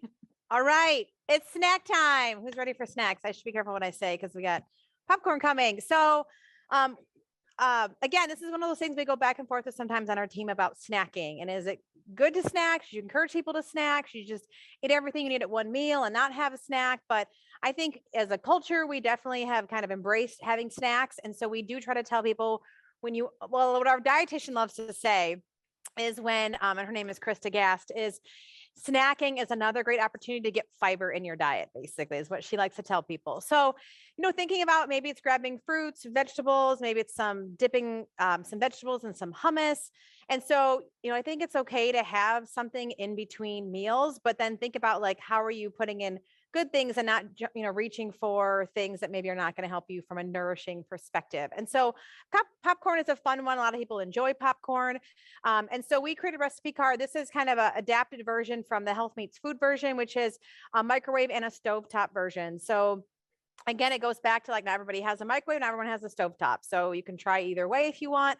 And so I just wanted to show all of you, I'm not going to pop it here today. I pre-popped it. And I love making it on the stovetop. It stresses some people out. You definitely have to keep an eye on it. Who has made popcorn on the stovetop before? Is it a little stressful sometimes, maybe if you don't watch it? Or my son will start to make it and he'll stand there and I can see him that he doesn't have a lid close by. He's waiting for the kernels to pop. And I know as soon as it pops, that's when he's going to register in his head, oh, I need to get a lid. And now I have to find it. And then I'm going to have popcorn all over. So, but it's another fun snack that you can start to teach kids how to cook as well. So whether it's the paper bag style, So I did ask for a paper bag in my prep. I end up with a bag with handles. So we did the best we could to kind of showcase you what I'm trying to show. Really, it's just like those lunch bags, right? The paper bags, those work great. And so it'd be just putting in some popcorn kernels. This is a 1/4 cup. You want to make sure you don't put too many in, because then your microwave will look like there was a huge party in there when you open it up. So basically you just do this, you'd roll it down, put it in the microwave, it will pop in about 2.5 minutes. I always tell everyone, like, stay close by, and then you just listen for the kernels to pop. And when that slows the popping, that's when you want to open it up. And then when it's done, you could, I then would dump it into a bowl like this. So this is kind of our magically prepared popcorn. You could either just eat it plain as is. In this case, I am going to put a little bit of extra virgin olive oil on it. So I'll drizzle that around. And then this is where you just have fun with the spices. So I think we even have, so with this recipe card, we do provide some seasoning recommendations, knowing that some people like the spicy stuff. Some people want more of those warm spices. And so those are some examples of some things that you could use. There's some nutritional yeast in here. That's another nice one that is, you know, adds that kind of like cheesy type flavor, but not adding in all the cheese. Look, we already got popcorn flying everywhere. And so you may even find at home, like we found a combination of spices we like. And so that's what I mix it up, and I leave it like a little canning jar in our pantry. So then my kids can grab it when they want. And so, yeah, just a really simple, easy come together. It's another example of a whole grain, but available at a lot of the different food pantries. I love it. I'm going to tell you right now, this is the second favorite culinary medicine type. Yeah, I love this example of a whole grain. Sometimes we just really want to wow them in the kitchen and do something with a lot of different bells and whistles, and taking it back to something super simple that's very accessible, can be cooked in the microwave. Again, this is something that can make a difference for a lot of folks.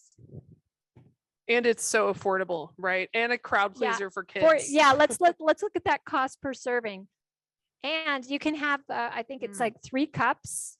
Is 3 popped cups is a serving, I believe. Should we save this for our movie night tomorrow night that everyone's going to be at, maybe? Any chefs in the audience want to say what spices or flavors you'd throw on there? Anybody? Or Chef Jay? So we got one. We got one. Shout out. Take her. Ooh. Ooh, so the sweet and salty. Ooh, red and spicy. So you're waking up all the senses. Oh yes, yeah. my class manager is from Ghana, and she introduced me to cardamom. Woo woo woo woo woo. I had never tried cardamom. How, hey, but she was amazing, and yeah, I think that. On the topic of spices and food security, we need to celebrate that many ethnic food markets have very affordable spices. And encourage people about where they can flavor and enjoy the taste of spices on their food in an affordable way. And that's not something that's always accessible at food pantries, at least to the ones that we have locally. And as we move forward, we actually want to celebrate some of our food programs for a moment, because we often criticize the things that are wrong about them or the ways we need to expand them. But we want to just celebrate how much these programs do for a minute.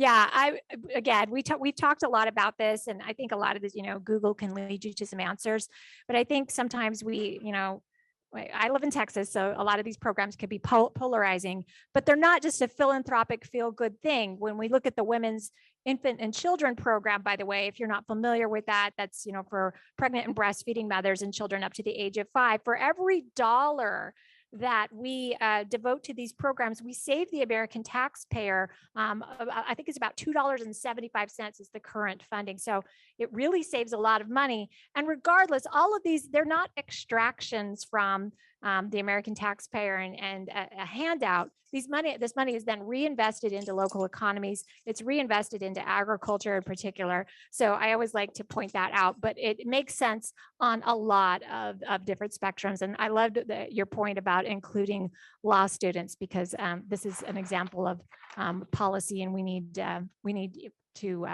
have a voice in this. Now, we reference this particular fantastic paper again at the end. For anyone who's in clinical practice, please check this out.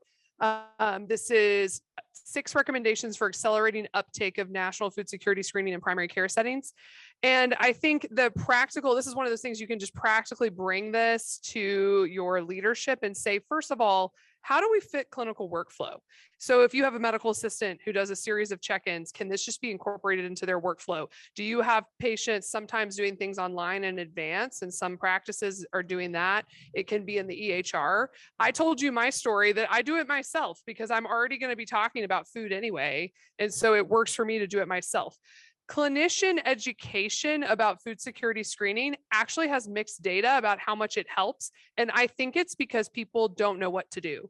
So it's what Dr. Essel said this morning, that screening without actually knowing what to do about it or knowing your local resources makes people feel powerless. And so I think that's actually where you start, is learning your local resources and then figuring out how to screen. And if you have an embedded social worker or someone else who works directly in the community and knows community resources, a quick meeting can pull together a local list that is specific to your community. And I have smart phrases in my EHR that I just like dot phrase based on the different areas of our city. And it's got a list of all sorts of resources, phone numbers, Spanish and English to try to meet the needs of our specific community. That an hour of your time, and you can generate that, and then you'll feel like you're ready to screen. And then I also just wanted to, bring back the conversation that what Chef Jay brought up earlier about how it's such a personal thing, that talking about food is one way we get to know people and build trust, and just asking them about their experiences, letting them share, giving them time to do that. And then making sure we say really disarming things about understanding their resources. A lot of my patients really value the resources they get from WIC. And is that something that you're taking the opportunity to utilize for your family, and making sure, especially patients on Medicaid, that we screen them for using these programs? And in our local data, when we combine SNAP benefits with food pantry access, we reduce ER visits. There's clear data in our community on that now. And so we know that food resources that last longer through the month make it much less likely that someone needs to have emergent medical attention. And that saves the system so much. So we need to continue to advocate, support, speak highly of these resources and how much they help our communities. And that doesn't mean they're perfect, but we don't want to walk away from valuing what they do for us. And so now Chef Elizabeth is going to share her local tour. Well, not just local. You went all over. This was, yeah. So when we were doing research for this, to kind of pulling this presentation together, oftentimes not everybody's shopping at maybe where I grocery shop traditionally. And so sometimes people go to a Dollar Tree store. Sometimes they go to maybe a 7-Eleven. And so I went in those stores just to say like, hey, could I come in here? And if somebody I knew was coming in, could I recommend some things they could buy, and what do they even have? So these are just some photos of some of the things they had that I thought you could kind of pull together a culinary medicine type meal. So just showcasing, there's some minced garlic, some canned mushrooms, some frozen vegetables and frozen fruit, whole, brown rice. So canned tomatoes, things that like you could grab those things and make a meal out of them. It's not just all processed food that's already prepackaged and things like that. So just things for us to know that if someone is shopping at a Dollar Tree type store and that's all that's around them, they still can find some things there. I think the next slide maybe shows 7-Eleven. So I was in New York City one day and I was like, let's go in the 7-Eleven. My son, who I think knows I have never taken him in a 7-Eleven because the only thing he knows are there are Slurpees, and that's not something I would buy for him. And so he was like, what, we're going to the 7-Eleven? I'm like, we're doing research. We're just taking some pictures. So anyway, so just really showcasing there again, like, while the price point is high, so it's not like that's a place to go get inexpensive things. There were some fruits and vegetables that were there, and some yogurt and things like that. These are some pictures of my love. This is I was talking about it's called our community food club. This is our one of our local food pantries.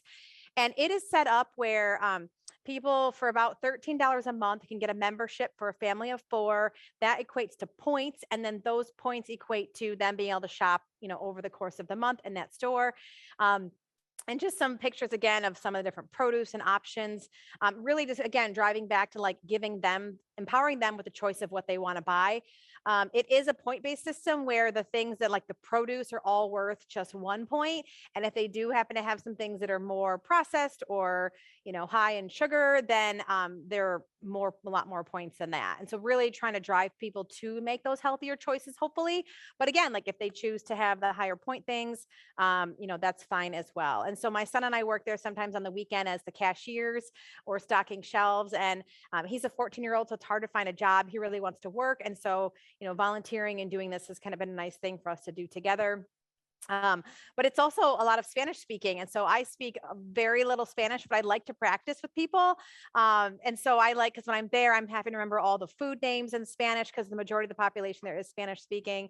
And so I think is box, cayet, who knows? Caja.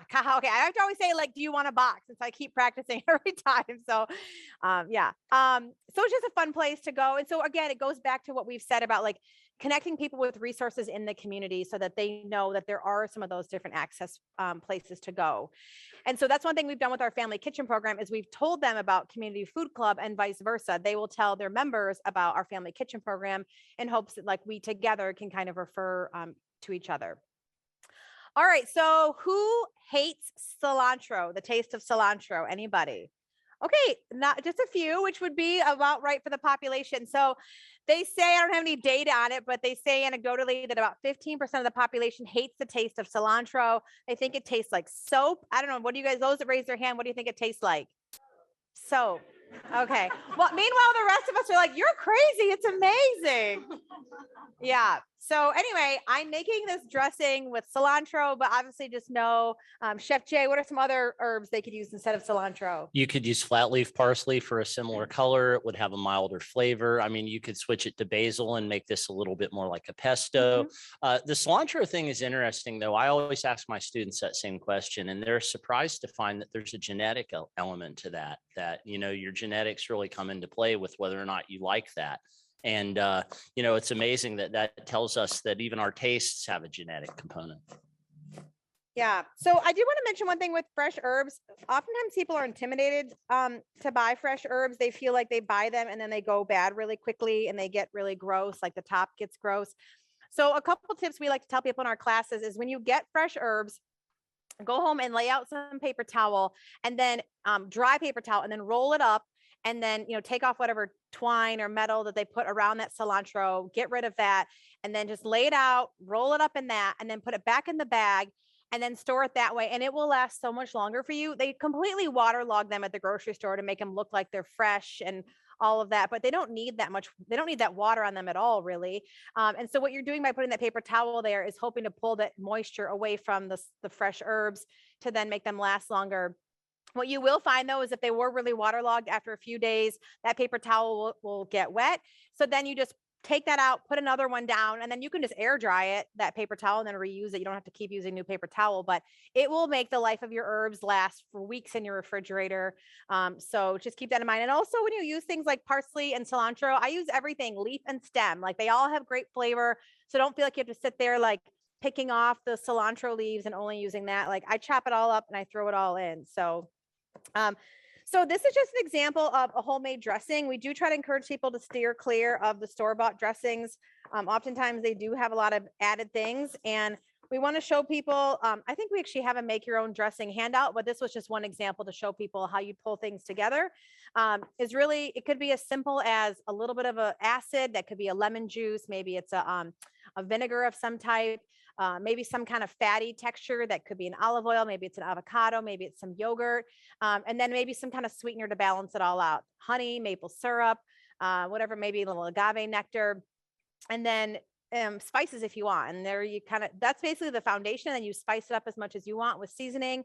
This is an example. We're throwing some fresh herbs in. We're using lime juice, but this is just really a nice dressing that could go on any kind of roasted vegetables. I'm going to make your own power bowl today that I'm going to put it on.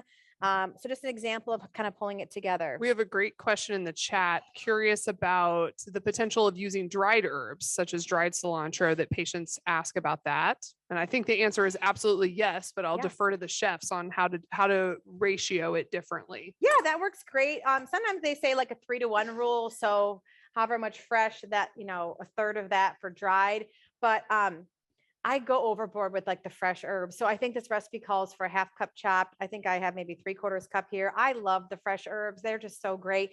And it's really almost like a green that I'm going to put in the meal I'm eating. So I think you can do a lot more when it's fresh. The dried, I wouldn't do too much because you don't want, I would like anything, tasting is key. You always want to have some kind of tasting spoons nearby in your kitchen, because if you don't taste something and you serve it to people, they're going to like think you're a terrible cook. But if you taste it and you have time to quickly like adjust if it needs a little something, then it'll go much better. Yeah, and I was going to say the flavor, and obviously cost is a factor, but the flavor of fresh herbs is almost always superior to dried herbs. They're easy to work with, and they can be more expensive sometimes, but I tell you a way that I've saved money, and just as a personal consumer at home, if you look, the cost of just starter plants, like a little cilantro plant or a little basil plant, costs about the same as a package of fresh cilantro at the store, maybe within $1, right? So you buy yourself a little basil plant, take it home, put it in, moderate sunlight. I can keep, and I don't have a green thumb, I promise you that, but I keep fresh herbs at my house all the time. And then instead of worrying about preserving them in the refrigerator, which like Chef said, that's a great strategy, but take your kitchen shears out to the porch, snip some fresh basil, fresh cilantro, use it as you need it. The plant stays alive. You can keep it quite a while, and you'll get a lot more money's worth out of it than going to the store every time you need an ounce of cilantro or an ounce of basil. And look at the cost per serving here. Cilantro, I mean, depending on the time, I mean, cilantro is usually used around, but to what we learned from Karen Washington earlier today, I think it's really important whenever we can to make sure that we're keeping discussions about agriculture and growing food fundamental with teaching kitchens and culinary medicine. So culinary herbs are a really great entry. I call it an entry jug in my senses. Stop saying that. Culinary herbs are a great entry point for a lot of folks who are intimidated by the agriculture space. If you're in an apartment, a lot of my, our students are in an apartments. It's, you can have a little pot of rosemary. You can have a little pot of basil. You don't even necessarily have to have outside space. You could grow it, just a little bit of sunshine. Windowsill. Are you somebody telling an herb joke? That's not where we're at. But it's a great way to start. And if you're looking at antioxidant and phytonutrient power, when it comes to herbs and culinary herbs, they have more antioxidant benefit per weight than any other plant. So you're getting a lot of nutrition in a very little bit. And even if you do purchase at the grocery store, and thank you, chefs, for your awesome tips. I love that tip about rolling it up in the paper. That's great. Look at it still beats the price of salad dressing, which is why a lot of people think salads are so expensive. Awesome tips. Okay, I'm going to share a few tips that our friends in the chat have also added. There's another suggestion for keeping your herbs fresh longer, and that is to put them almost like if you were going to put some flowers in a jar, to put them in a mason jar with a little water at the bottom, like you're watering it. And then, and this person puts a Ziploc bag over the top and then refrigerates it and gets them to last for weeks with occasional water refresh. And then also recognizing that tender herbs like cilantro, parsley, basil, and tarragon are often better and more flavorful when they're fresh, and that your hardier herbs like rosemary and oregano retain a lot of flavor when dried. And so those are some other great tips. And she's clarifying with some folks that you put the stems in just like you're watering a flower, where you don't cover it, but it's just a little water at the bottom. Yeah, and I was just going to say some of those hardier herbs like rosemary, again, you can dry them yourself, and they keep dried for months if you store them in an airtight. You want to take it and put it in your pantry out of the light. You don't want it on a shelf in your bright lit kitchen all the time. Sunlight, even artificial light, will eventually denature and pull the flavors right out of your spices. And the other thing with spices, by the way, dry spices and herbs, don't keep them forever. Don't keep them forever, right? A lot of people do that. They store, and in fact, I'll pick on my mom a little bit, but there's still spices in her pantry that were her mother's. Yeah. We push those to the back. She doesn't want to get rid of them because they're grandma's, right? But Those things, after about 6 months, they'll start losing flavor, especially if you're opening them a lot or they're stored in a bright lit room. After a year, they're sawdust. Seriously, they have less flavor, less value. So I'm not an advocate for throwing things away. I use it up, but don't buy giant things of dry spices and store it. Say, oh, this will get me through the next 7 years. No, you really want to buy small amounts, use them, and replace them. Well, we need to get going, but at the end, we definitely have some tips for spices. It's one of the class has it, but we want to make sure we're honoring time. Please save your comment. We want to make sure we stay on time. Moving forward, this looks amazing. Okay, so this is just another example of like kind of build your own, do it however you want type recipe. And so this is our build your own power bowl. I'm trying to see what's all in here. We again go back and forth. So we do have our 3 lifestyle medicine physicians are heavily plant-based. So they pretty much, that's kind of what they eat is 100% plant-based. But again, it goes back to meeting people where they are. So if we have patients that are maybe having fast food every single day, or they do consume a lot of animal products, we would work with them to say like, hey, maybe let's remove the sugary drink and just focus on that right now. So in our classes, we have kind of a variety of programming. And again, it goes back to like, if someone's trying to, learn more about healthier foods and how to cook a little differently in their kitchen, maybe add in some lentils or some vegetables, or is someone there to see our physician because they have chronic disease and they really want to prevent and reverse that chronic disease. So again, it goes back to like, depending on who we're working with in the audience. I loved the question. I was really glad I didn't get asked it about the Mediterranean diet and if we should change the name of that, because I do think sometimes we overuse that. It's such an easy like catch-all, like, oh, everyone knows what that means, Mediterranean diet. But then even like for my husband, who's from Nepal, he moved here to the United States when he was 8 years old. Like they come here and very quickly feel like, oh, we have to eat what all the Americans eat, and they see all this like junky processed foods. And, especially the kids, because they're kind of in the school system and they maybe are getting free lunches. That's what they're eating. Meanwhile, like, my mother-in-law was doing a lot of like cooking with rice and lentils and greens, and that food tends to get looked down upon. Like, oh, you eat that way. It's not the American way. And so people tend to like feel like they have to leave that. And I would see my mother-in-law try to be like, oh, I should try to learn how to make this lasagna thing. And I'd be like, no, like you don't need to take on the lasagna. Like you're doing great. The food you're making is very nourishing. And so we do try to encourage people, especially I've spoken with our refugee education center. And that's one thing that they try to work on as well with people that are, coming into the United States, is telling them like, hey, you don't have to like completely switch this American diet. That's not necessarily better for you. But then again, like the Mediterranean diet isn't necessarily like the catch-all, because people might feel like, well, I'm not from Europe and that's just different to me, but really your food fits in there. And so anyway, I'm glad I didn't get that question. So, because it's a tough question we need to think about. So for the purpose of this one, it's just, again, like that build your own power bowl. What do you want in it? And so it comes back to like, you make the choices. What do you have? What do you have access to? We give some examples. We always try to give an example of a recipe. So we'll say like a chef's favorite combination. That's just a combination we know tastes great. But again, it's for people who want to kind of have fun with it.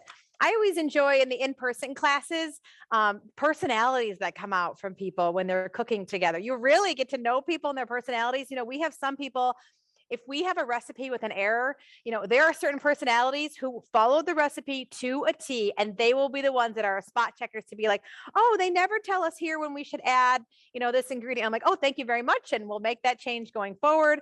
But then there's others who are like, yeah, I kind of get it. Like I'm gonna do my own thing here and hope it turns out. And we love all, however somebody is, we love them all because it's always fun. And what's cool too is like we have 2 stations that'll be next to each other, and they might have the same recipes and they might turn out completely different at the end. And sometimes we're like, did we have a bad recipe? But it's just, they put in some of their own kind of fun into the recipe, and it turned out however it turned out, and usually all taste great. So it's kind of fun to see some of the creativeness that comes out in the kitchen. And the personalities as well. So, okay. So for this one, as an example, we cooked quinoa. It's also written like the grains and the vegetables are written kind of an approximate time in which it would take for them to cook, because we want people to be conscious. Like asparagus cooks very quickly. And so we don't want someone to take asparagus and potatoes and put them in the oven at the exact same time. And at the end be like, oh, the asparagus is so mushy. It's so gross. So the asparagus done and the potatoes need to go longer. So we want people to just think about that. We tend to tell them either if you're picking one of the ones at the bottom of the list and they take longer to cook, you can put them in first. And then later you would add in the ones that don't take as long to cook. Or you might just stick to ones that are somewhat close together on that chart. So that way everything kind of cooks in a similar time frame. So that's what I did today as an example.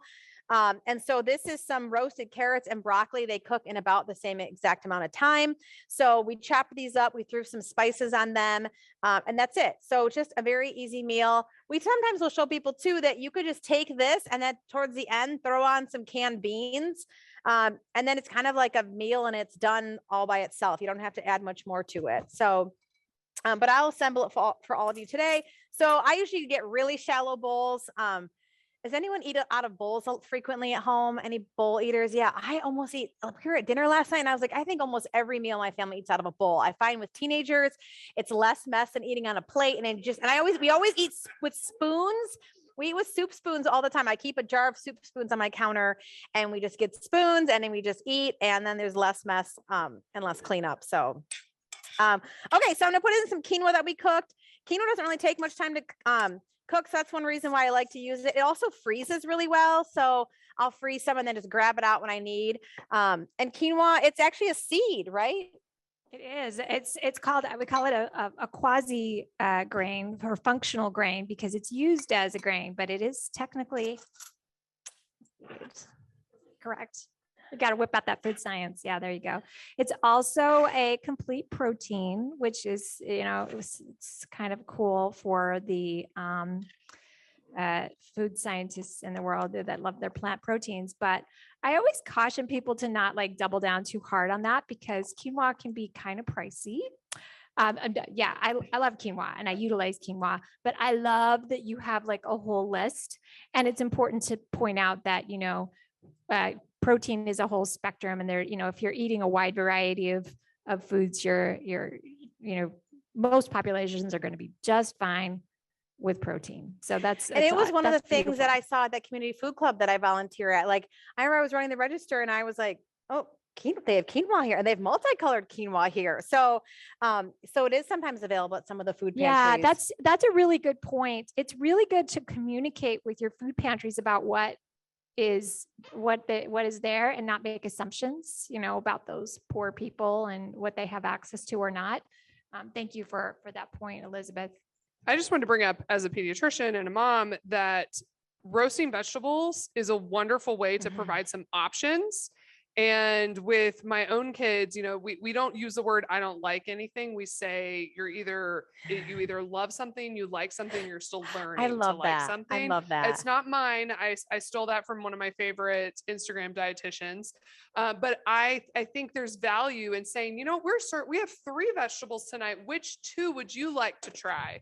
And empowering choice. And sometimes we have to talk to ourselves as adults, like we're also children still, so maybe you need to throw one on there that you're still learning to like, and then you combine it with something that you already enjoy. Roasting vegetables adds so much flavor. And I grew up also with boiled Brussels sprouts and so I'm still like recovering psychologically from that experience. And so we have to learn to eat food that's delicious. Millette always says it's not nutrition until someone eats it.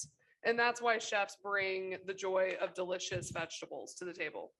We ask as an icebreaker in our classes, what is one vegetable or fruit that you have been wanting to like, but you just don't? So for me, it's parsnips. What do you guys, anything you don't like that you want to like someday? Almonds, beets. Avocado. Oh, we can work with eggplant. Oh, we hear eggplant a lot. Olive. Okay. Brussels sprouts. And then as a chef, I'm always challenged when I hear that from somebody. I'm like, all right, I got a recipe for you. You got to try it this way, because everyone's also probably had one of those things that they didn't used to like that maybe now you do, whether you had it like for me, that's what tofu was. I never liked tofu because I only had it out to eat and I didn't like how they would prepare it. And then I finally had it. I think my cousin made it a certain way and I really liked it. And I was like, are you sure it's not cheese? She's like, no, that's tofu. And so then I was like, oh, there is one way I like it. Now let me find more ways I like it. So a lot of you may find too, like you start to eventually like something. It's just having it prepared a certain It's like way. a never ending journey. Yeah. A lot of times it's just the cooking method. Brussels sprouts, for example, if you eat them boiled and you cook them too much, the flavor changes and they do taste horrible. It's not your imagination. Flavors change as vegetables cook. From raw to cooked, you see dramatic changes, and Brussels sprouts are a good example of vegetable that the flavor changes dramatically as it cooks.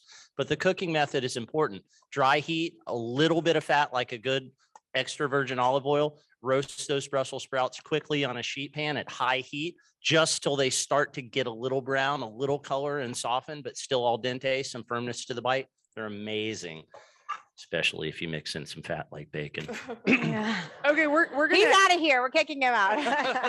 we're gonna wrap up our time with just some reminders that sometimes our perceptions about takeout versus what you cook at home around cost as well as time are misperceptions, and just thinking about how long we even spend in a drive-through line, or ordering and then picking up and then waiting on and then driving back with takeout, and that sometimes it's actually quicker to prepare things at home, and we can show people how much they save. It's all the more motivating. So I love this burrito recipe. Yeah, and then we basically just took that $34.60. That is, an example of what it might cost to go get burritos at a takeout, a fast takeout place. And then to say, one, obviously, what is it to do the burrito if you make it at home? But what if you instead bought groceries with that $34? So the next slide basically has an example of what that might look like. So here's just an example of some things you could get that would help to, build some meals for you. Again, this is just normal grocery shopping pricing. So if you're buying it somewhere that maybe has a lower cost price point, it would be you could get even more groceries than that. So that was that example. And then I think the next slide we had, so that community food club that I talked about, that basket of groceries is what basically 1 month of points will get you. And so this was just a quick example where they had never actually put that together before. So our team went in there one day to meet with some of the members that come there. And I asked them if they had a photo like that. And they said, no, we've never done this. We've never actually shopped our store to figure out what those 120 points would equate to, as just one example. So then later, a month later, I got a letter in the mail because they were trying to fundraise for their organization, and they used that picture in there. So I thought it was kind of cool how, us, that we were able to work together to help them hopefully get the word out to raise more funds. I want to just reiterate that again, because we had some really good conversation this morning about, what do researchers do? How do we go into communities and help? That's one very practical example of giving a community resource that's already doing something great, and you're acting as a conduit. You're helping shape the story that they can use then to maybe get more funding or get the word out to other community members to really sell the point of the value there. So that's something maybe you have the value for. So look around you. Where can you help spread the word? Maybe it's through research, but maybe it's something as simple as, can you go take a picture and put that story together for them? That's amazing. Yeah. So again, I would just encourage you to we've talked about find what you're excited about and passionate about. I'm super passionate about food.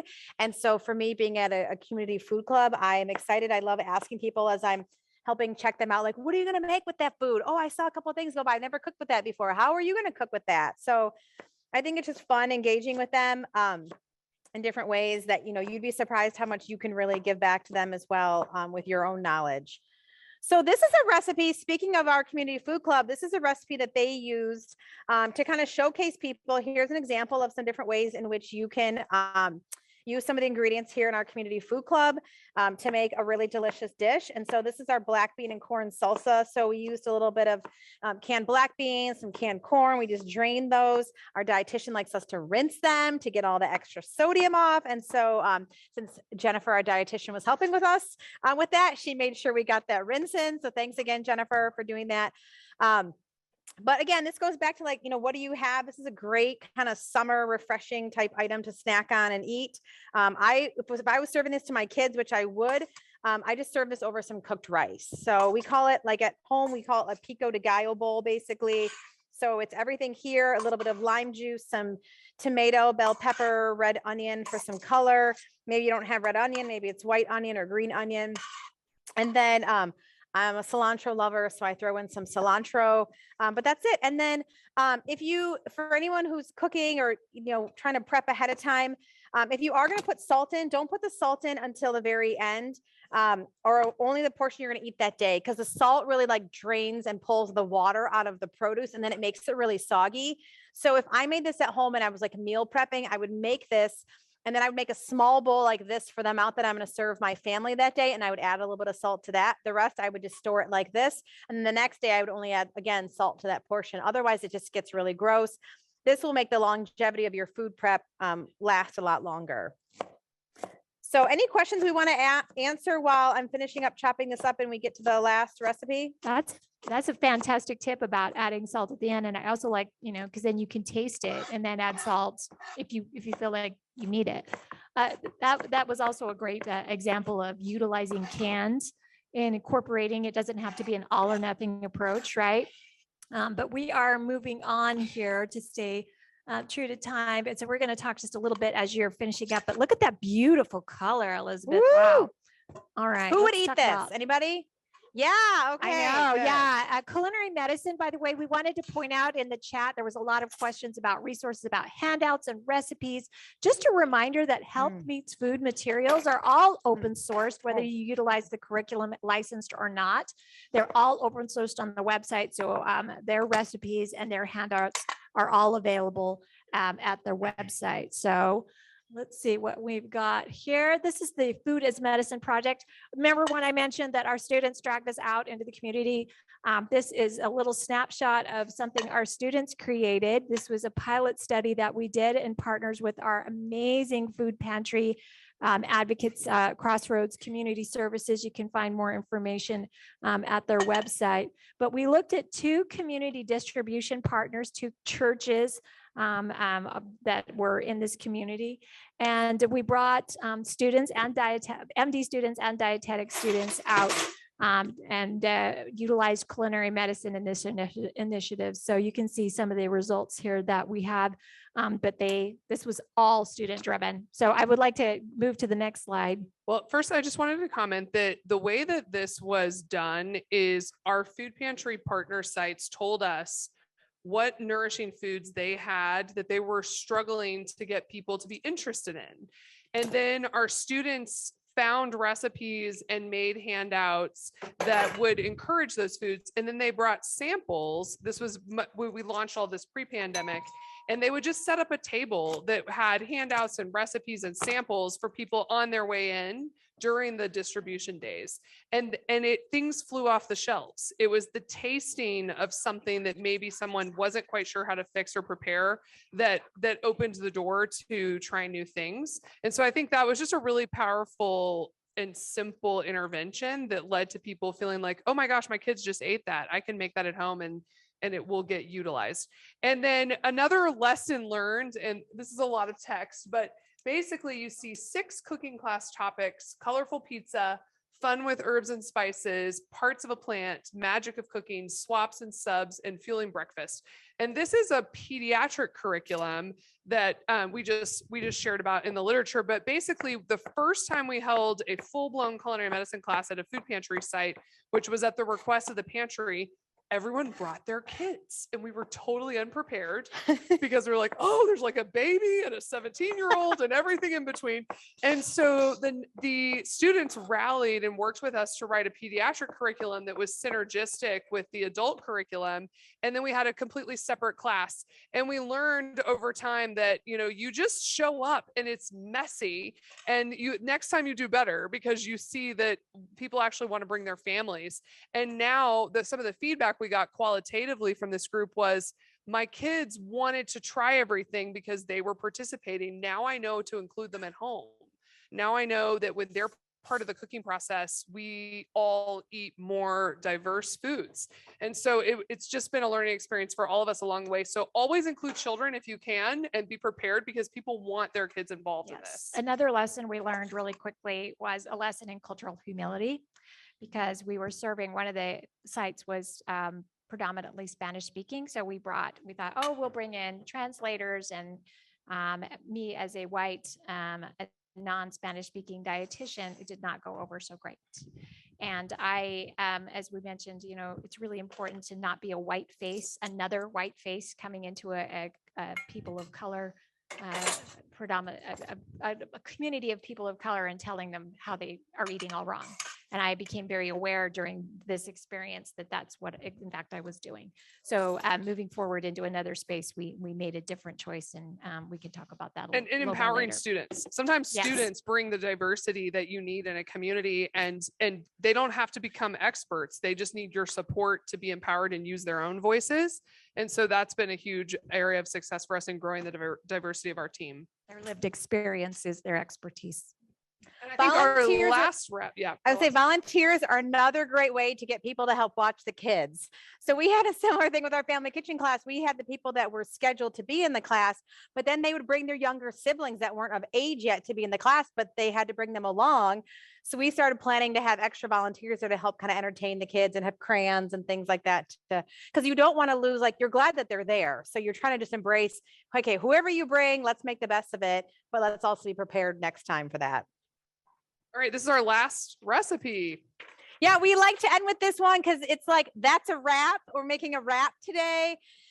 So this is a recipe that's featured in our grant funded family kitchen program. We have our normal like 5-class program, but what we found with that is when that ended, people were like, well, what do we do now? Like, I love that I'm on this like plan to do more healthy cooking, but I want to keep learning. So we asked for more grant funding. We asked if we could create 6 more classes that people that graduate from that program could go through. So they're called our graduate classes. And the very last one, they all have like different themes to them, like baking basics and eating the rainbow. And one of them is, the last class is That's a Wrap. And so we do a lot of like these wrap sandwiches, and really just to showcase like eating like healthy can be so simple and so easy. It literally, there's no cooking involved with this. There's a little bit of produce. I'm using store-bought hummus, really just to show like you don't have to make your own hummus. You know, the ones at the stores, if you read the labels, you know, they do maybe have some added oil, but if it comes down to either not having hummus or, you know, trying to decide between if I should have it or not, I would go with having some of the hummus. It's just a great source of fiber and protein, and relatively inexpensive. But again, you could make your own and it comes together pretty quickly. So, and then just eating the colors. Like, kids love color. It's fun when things are colorful. So when we're trying to teach kids, we try to tell them like, reach for the colors. Don't reach for the Skittles. Those are colored, but not in the right way. We want you to reach for like the colors of the rainbow from a produce perspective. So what I'm going to do, and maybe we can take some questions as we have them, is I'm basically just going to assemble one wrap. I'm going to put some hummus on. And then these again are some vegetables I like to put on. So I'll put a little red cabbage on, some cucumber and some red bell pepper, and then some spinach, but you could make it whatever you want. And this is another great example of like a snack or a lunch or a dinner for somebody. So any questions while I do this that we want to like start addressing in the chat or anything, or any other points you want to make? Well, I love that you're it's a wrap. That's amazing. So this is another great example of incorporating color. And I love your point about texture. So we have, just like with the sandwich, we've got the hummus with the protein in there. We've got the anthocyanins with the purple cabbage, and we've got the red. It's just a gorgeous, because we know that, you know, the perception of taste doesn't start when we begin chewing, right? It's when we see something, we smell something. So I love this. So we've had lots of questions, actually a ton of questions about spices and a ton of questions about salad dressing. So we are going to kind of go back, and hopefully we can answer some questions, but we want to make sure we, of course, respect the time that folks came in and are devoting to food security. So Yes, we have about the last 20 minutes or so for questions. yeah, I know there was one yeah. in here too, at least. I remember we told someone to like hold the question. Yes, Yes. yeah, I'm remembering. And then we're just going to put our last slide up, which has some resources. So if you want to just take a photo, or of course, all of these are available on culinarymedicine.org via Moodle. Yes. And it's just a reminder that there's a lot of national resources, and then you can find your local resources. The paper I mentioned earlier is on here. And then Elizabeth, if you want to mention the Neighborhood Navigator.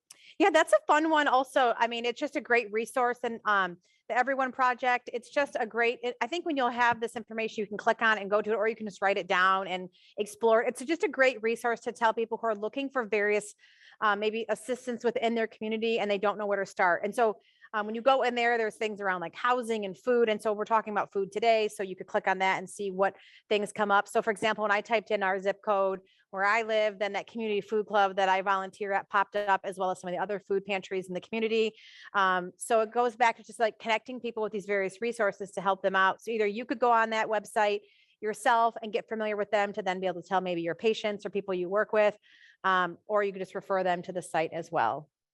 Awesome. So I guess we can take questions directly at this mic with anybody who wants to ask specific food-based questions or anything that we've covered, or suggestions and experiences that you've had that you want to share.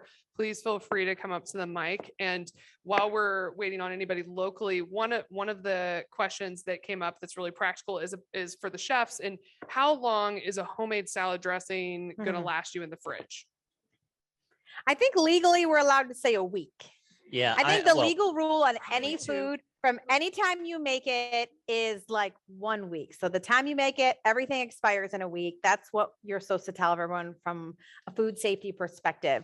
Now, a salad dressing has so much acid in it that there's a high chance it will go longer. So then we can't tell you formally, but informally, you could do the smell test, right? So part of it is you get familiar with like how things smell. I mean, I think we all know we've opened something before and been like, oh, that's gone bad. Like your sense of smell is there to help you know when things have gone bad or not. So no, the good news is that with spoilage, it doesn't sneak up on you, right? When things are spoiling or starting to turn, there's pretty simple signs, effervescence, starting things that shouldn't be carbonated or all of a sudden carbonating. That's a pretty We've all good had that with sign. orange juice. Off colors, off odors. I'm always one to try not to make a giant amount of anything unless I'm working professionally, and then we always want extra and leftovers and all of that. But when I'm making salad dressings, I try to make enough for a day or two, right? Because the oil and the vinegar are probably going to keep quite long, but ingredients like fresh garlic or fresh herbs or any of those ingredients, they're more perishable. And so when you insert a vegetable into a liquid like oil, you are turning something that would be normally, if it's like a light oil, a shelf stable thing, into something that now, because you're sealing a vegetable product in there, now you have some issues with possible pathogens, things like botulism that likes an airtight, oxygen reduced environment. You don't want to have something like that hanging around a long time. If it's a cream or a dairy-based dressing, even a shorter lifespan. I think we have a question. Go for it. Hi, thank you. My question is for Chef Elizabeth about the community food club that you have. And I just may have totally missed this, but my question is, you mentioned it was $13 a month. Are there any qualifiers for people that participate? And does the food club rely on like food donations? They do rely on kind of income and things and all different sources. They do have things that they don't take. So I think that can be some of the challenges too that some of them face sometimes is, I think people just assume like, oh, if we have food and we don't need it, you probably just want it.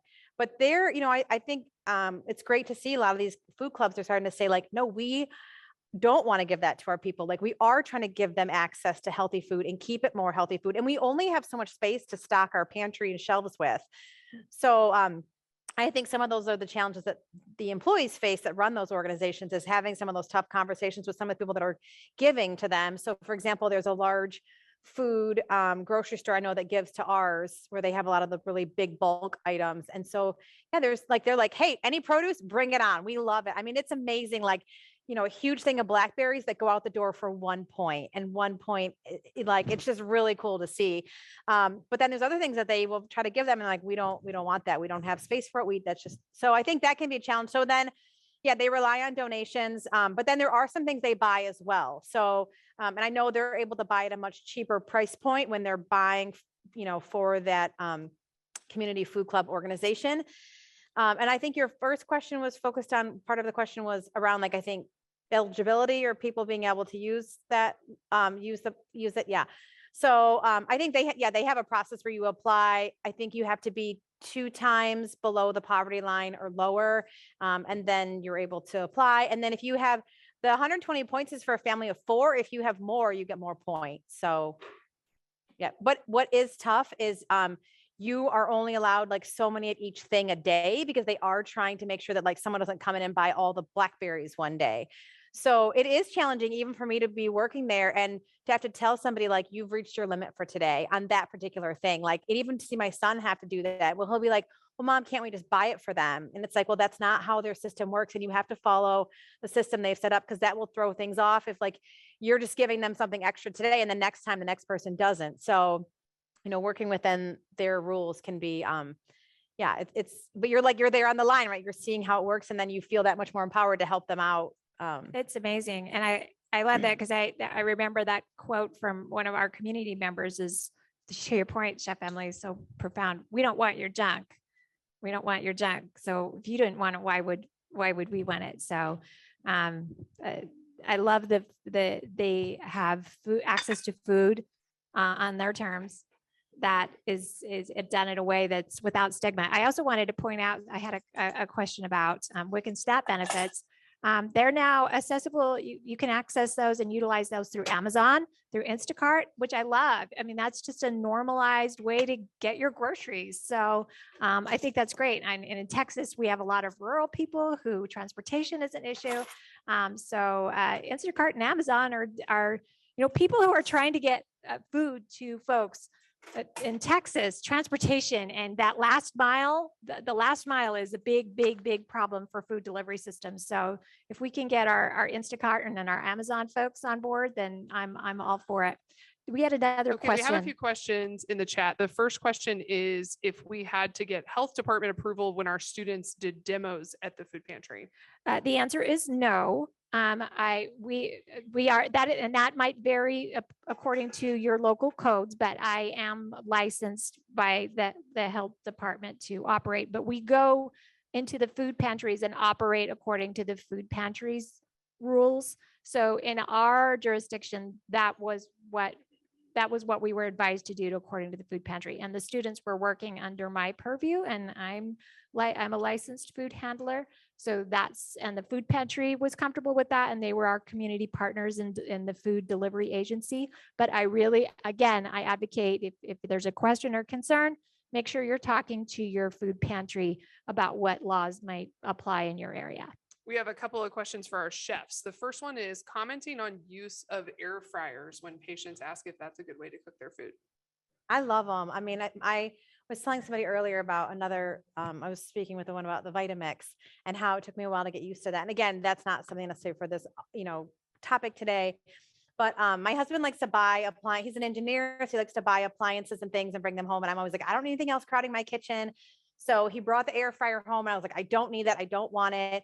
And he's like, no, they're great. And so he likes to tinker with them and try them out. And finally, after a while, I was like watching him and I'm like, gosh, he did really heat that thing up really quickly. And wow, that got so crispy. And yeah, you don't really have to add much oil when you use the air fryer because it is so hot. So I fully have embraced it. I use it probably at least once a day. My kids use it.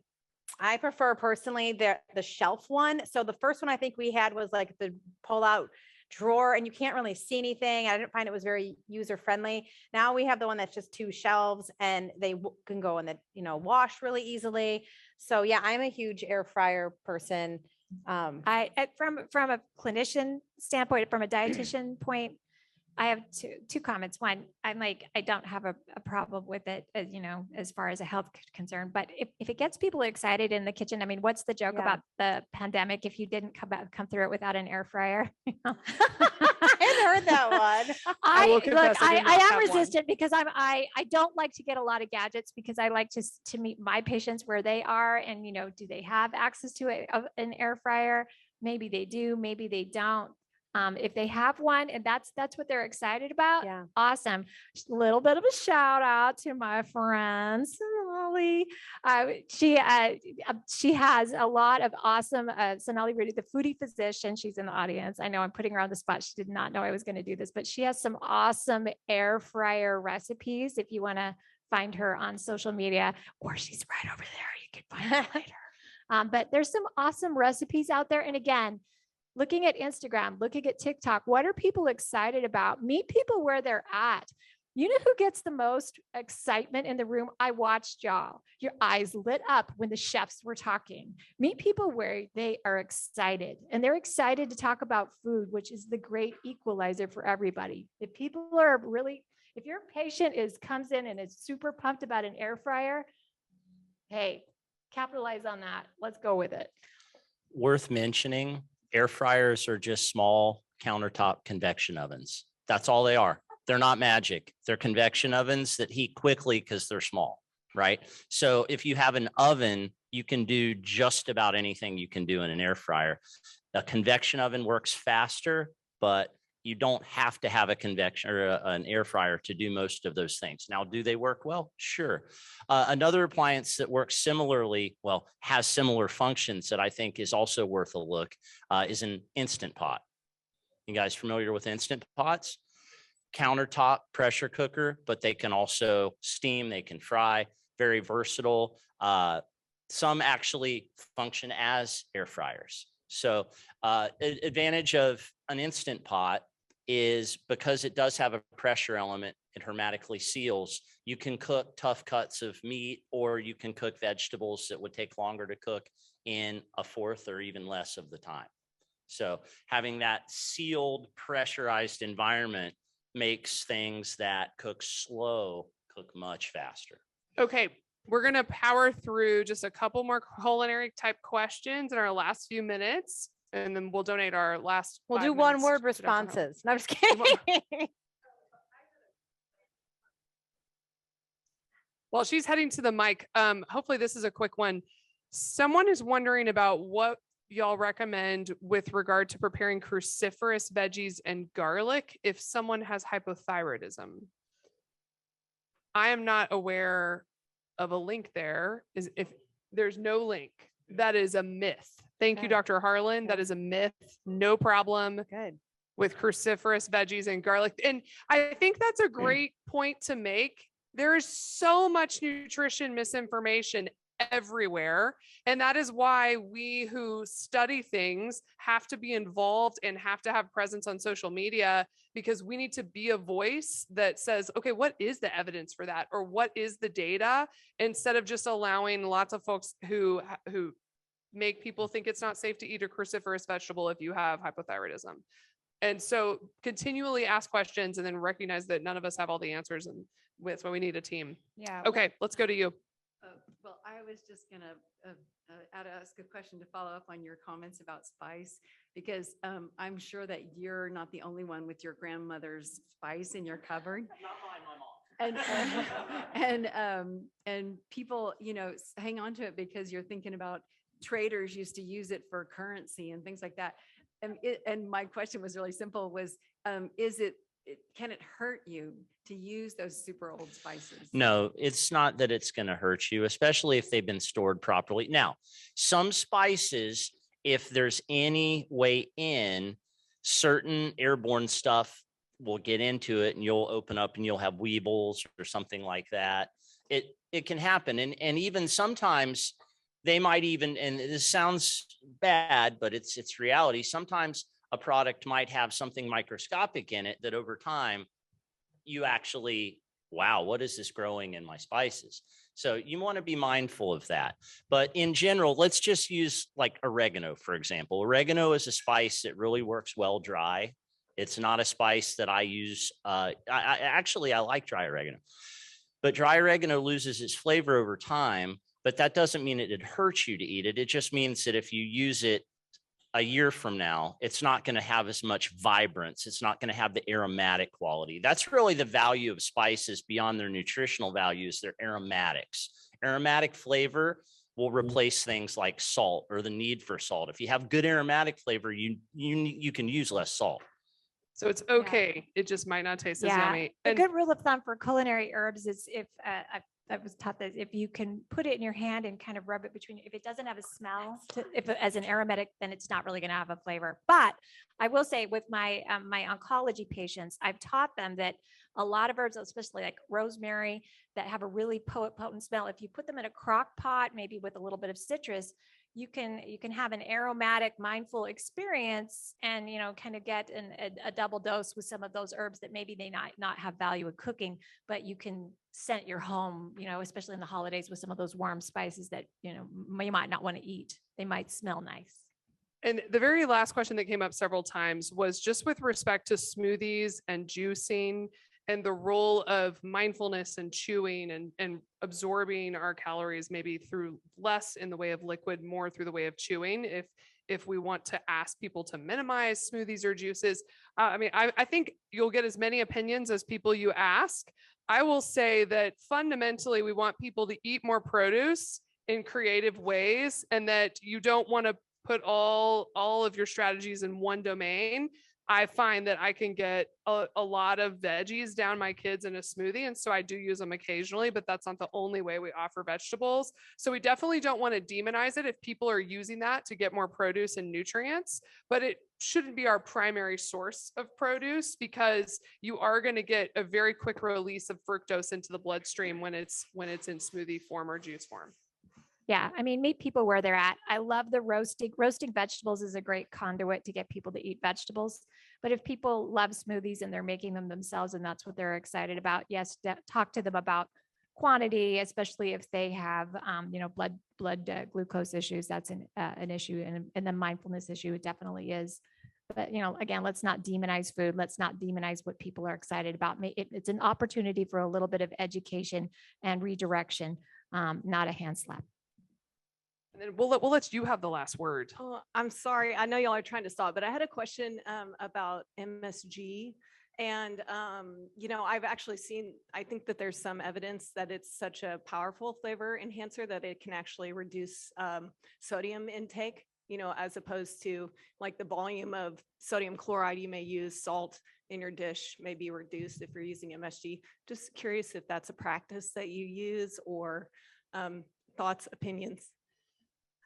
This is kind of a polarizing topic between chefs and dietitians. Sometimes that's another one of those issues that the evidence has kind of evolved a little bit. And, again, there's a cultural significance to MSG, and there is some data that, some folks, I view it as an allergen. If you're sensitive to it, let's take a look at that. But if it's something that you enjoy and you want to use in a mindful amount, and it does taste great, and it can be used as a sodium reduction strategy, but I think you have to apply clinical context, patient per patient, and take a look at that. But I don't know if the chefs want to say anything, but I want to make sure I was just going to say, I don't personally cook with it, but I'm not afraid of it. And I don't think it's the devil. Maybe I'm saying that to the wrong audience. But I do know, and I've been a culinary educator for over 20 years, and I've encountered so many people who have such strong feelings about MSG. From personal experience, I can tell you that some people are sensitive to it. Now, whether it's psychosomatic or not, I don't know. But I do know that some people have dramatic effects from it, whether it is in their head or it's in their physiology. I guess there might be a little of both. But I can tell you that, when it was discovered, it was used and has been used so extensively, especially in Asian cultures, that if it was as harmful, other than it's a type of salt, if it was as harmful as some people think it is, I think a lot of people would be worse off. But that's my culinary opinion, not a medical opinion.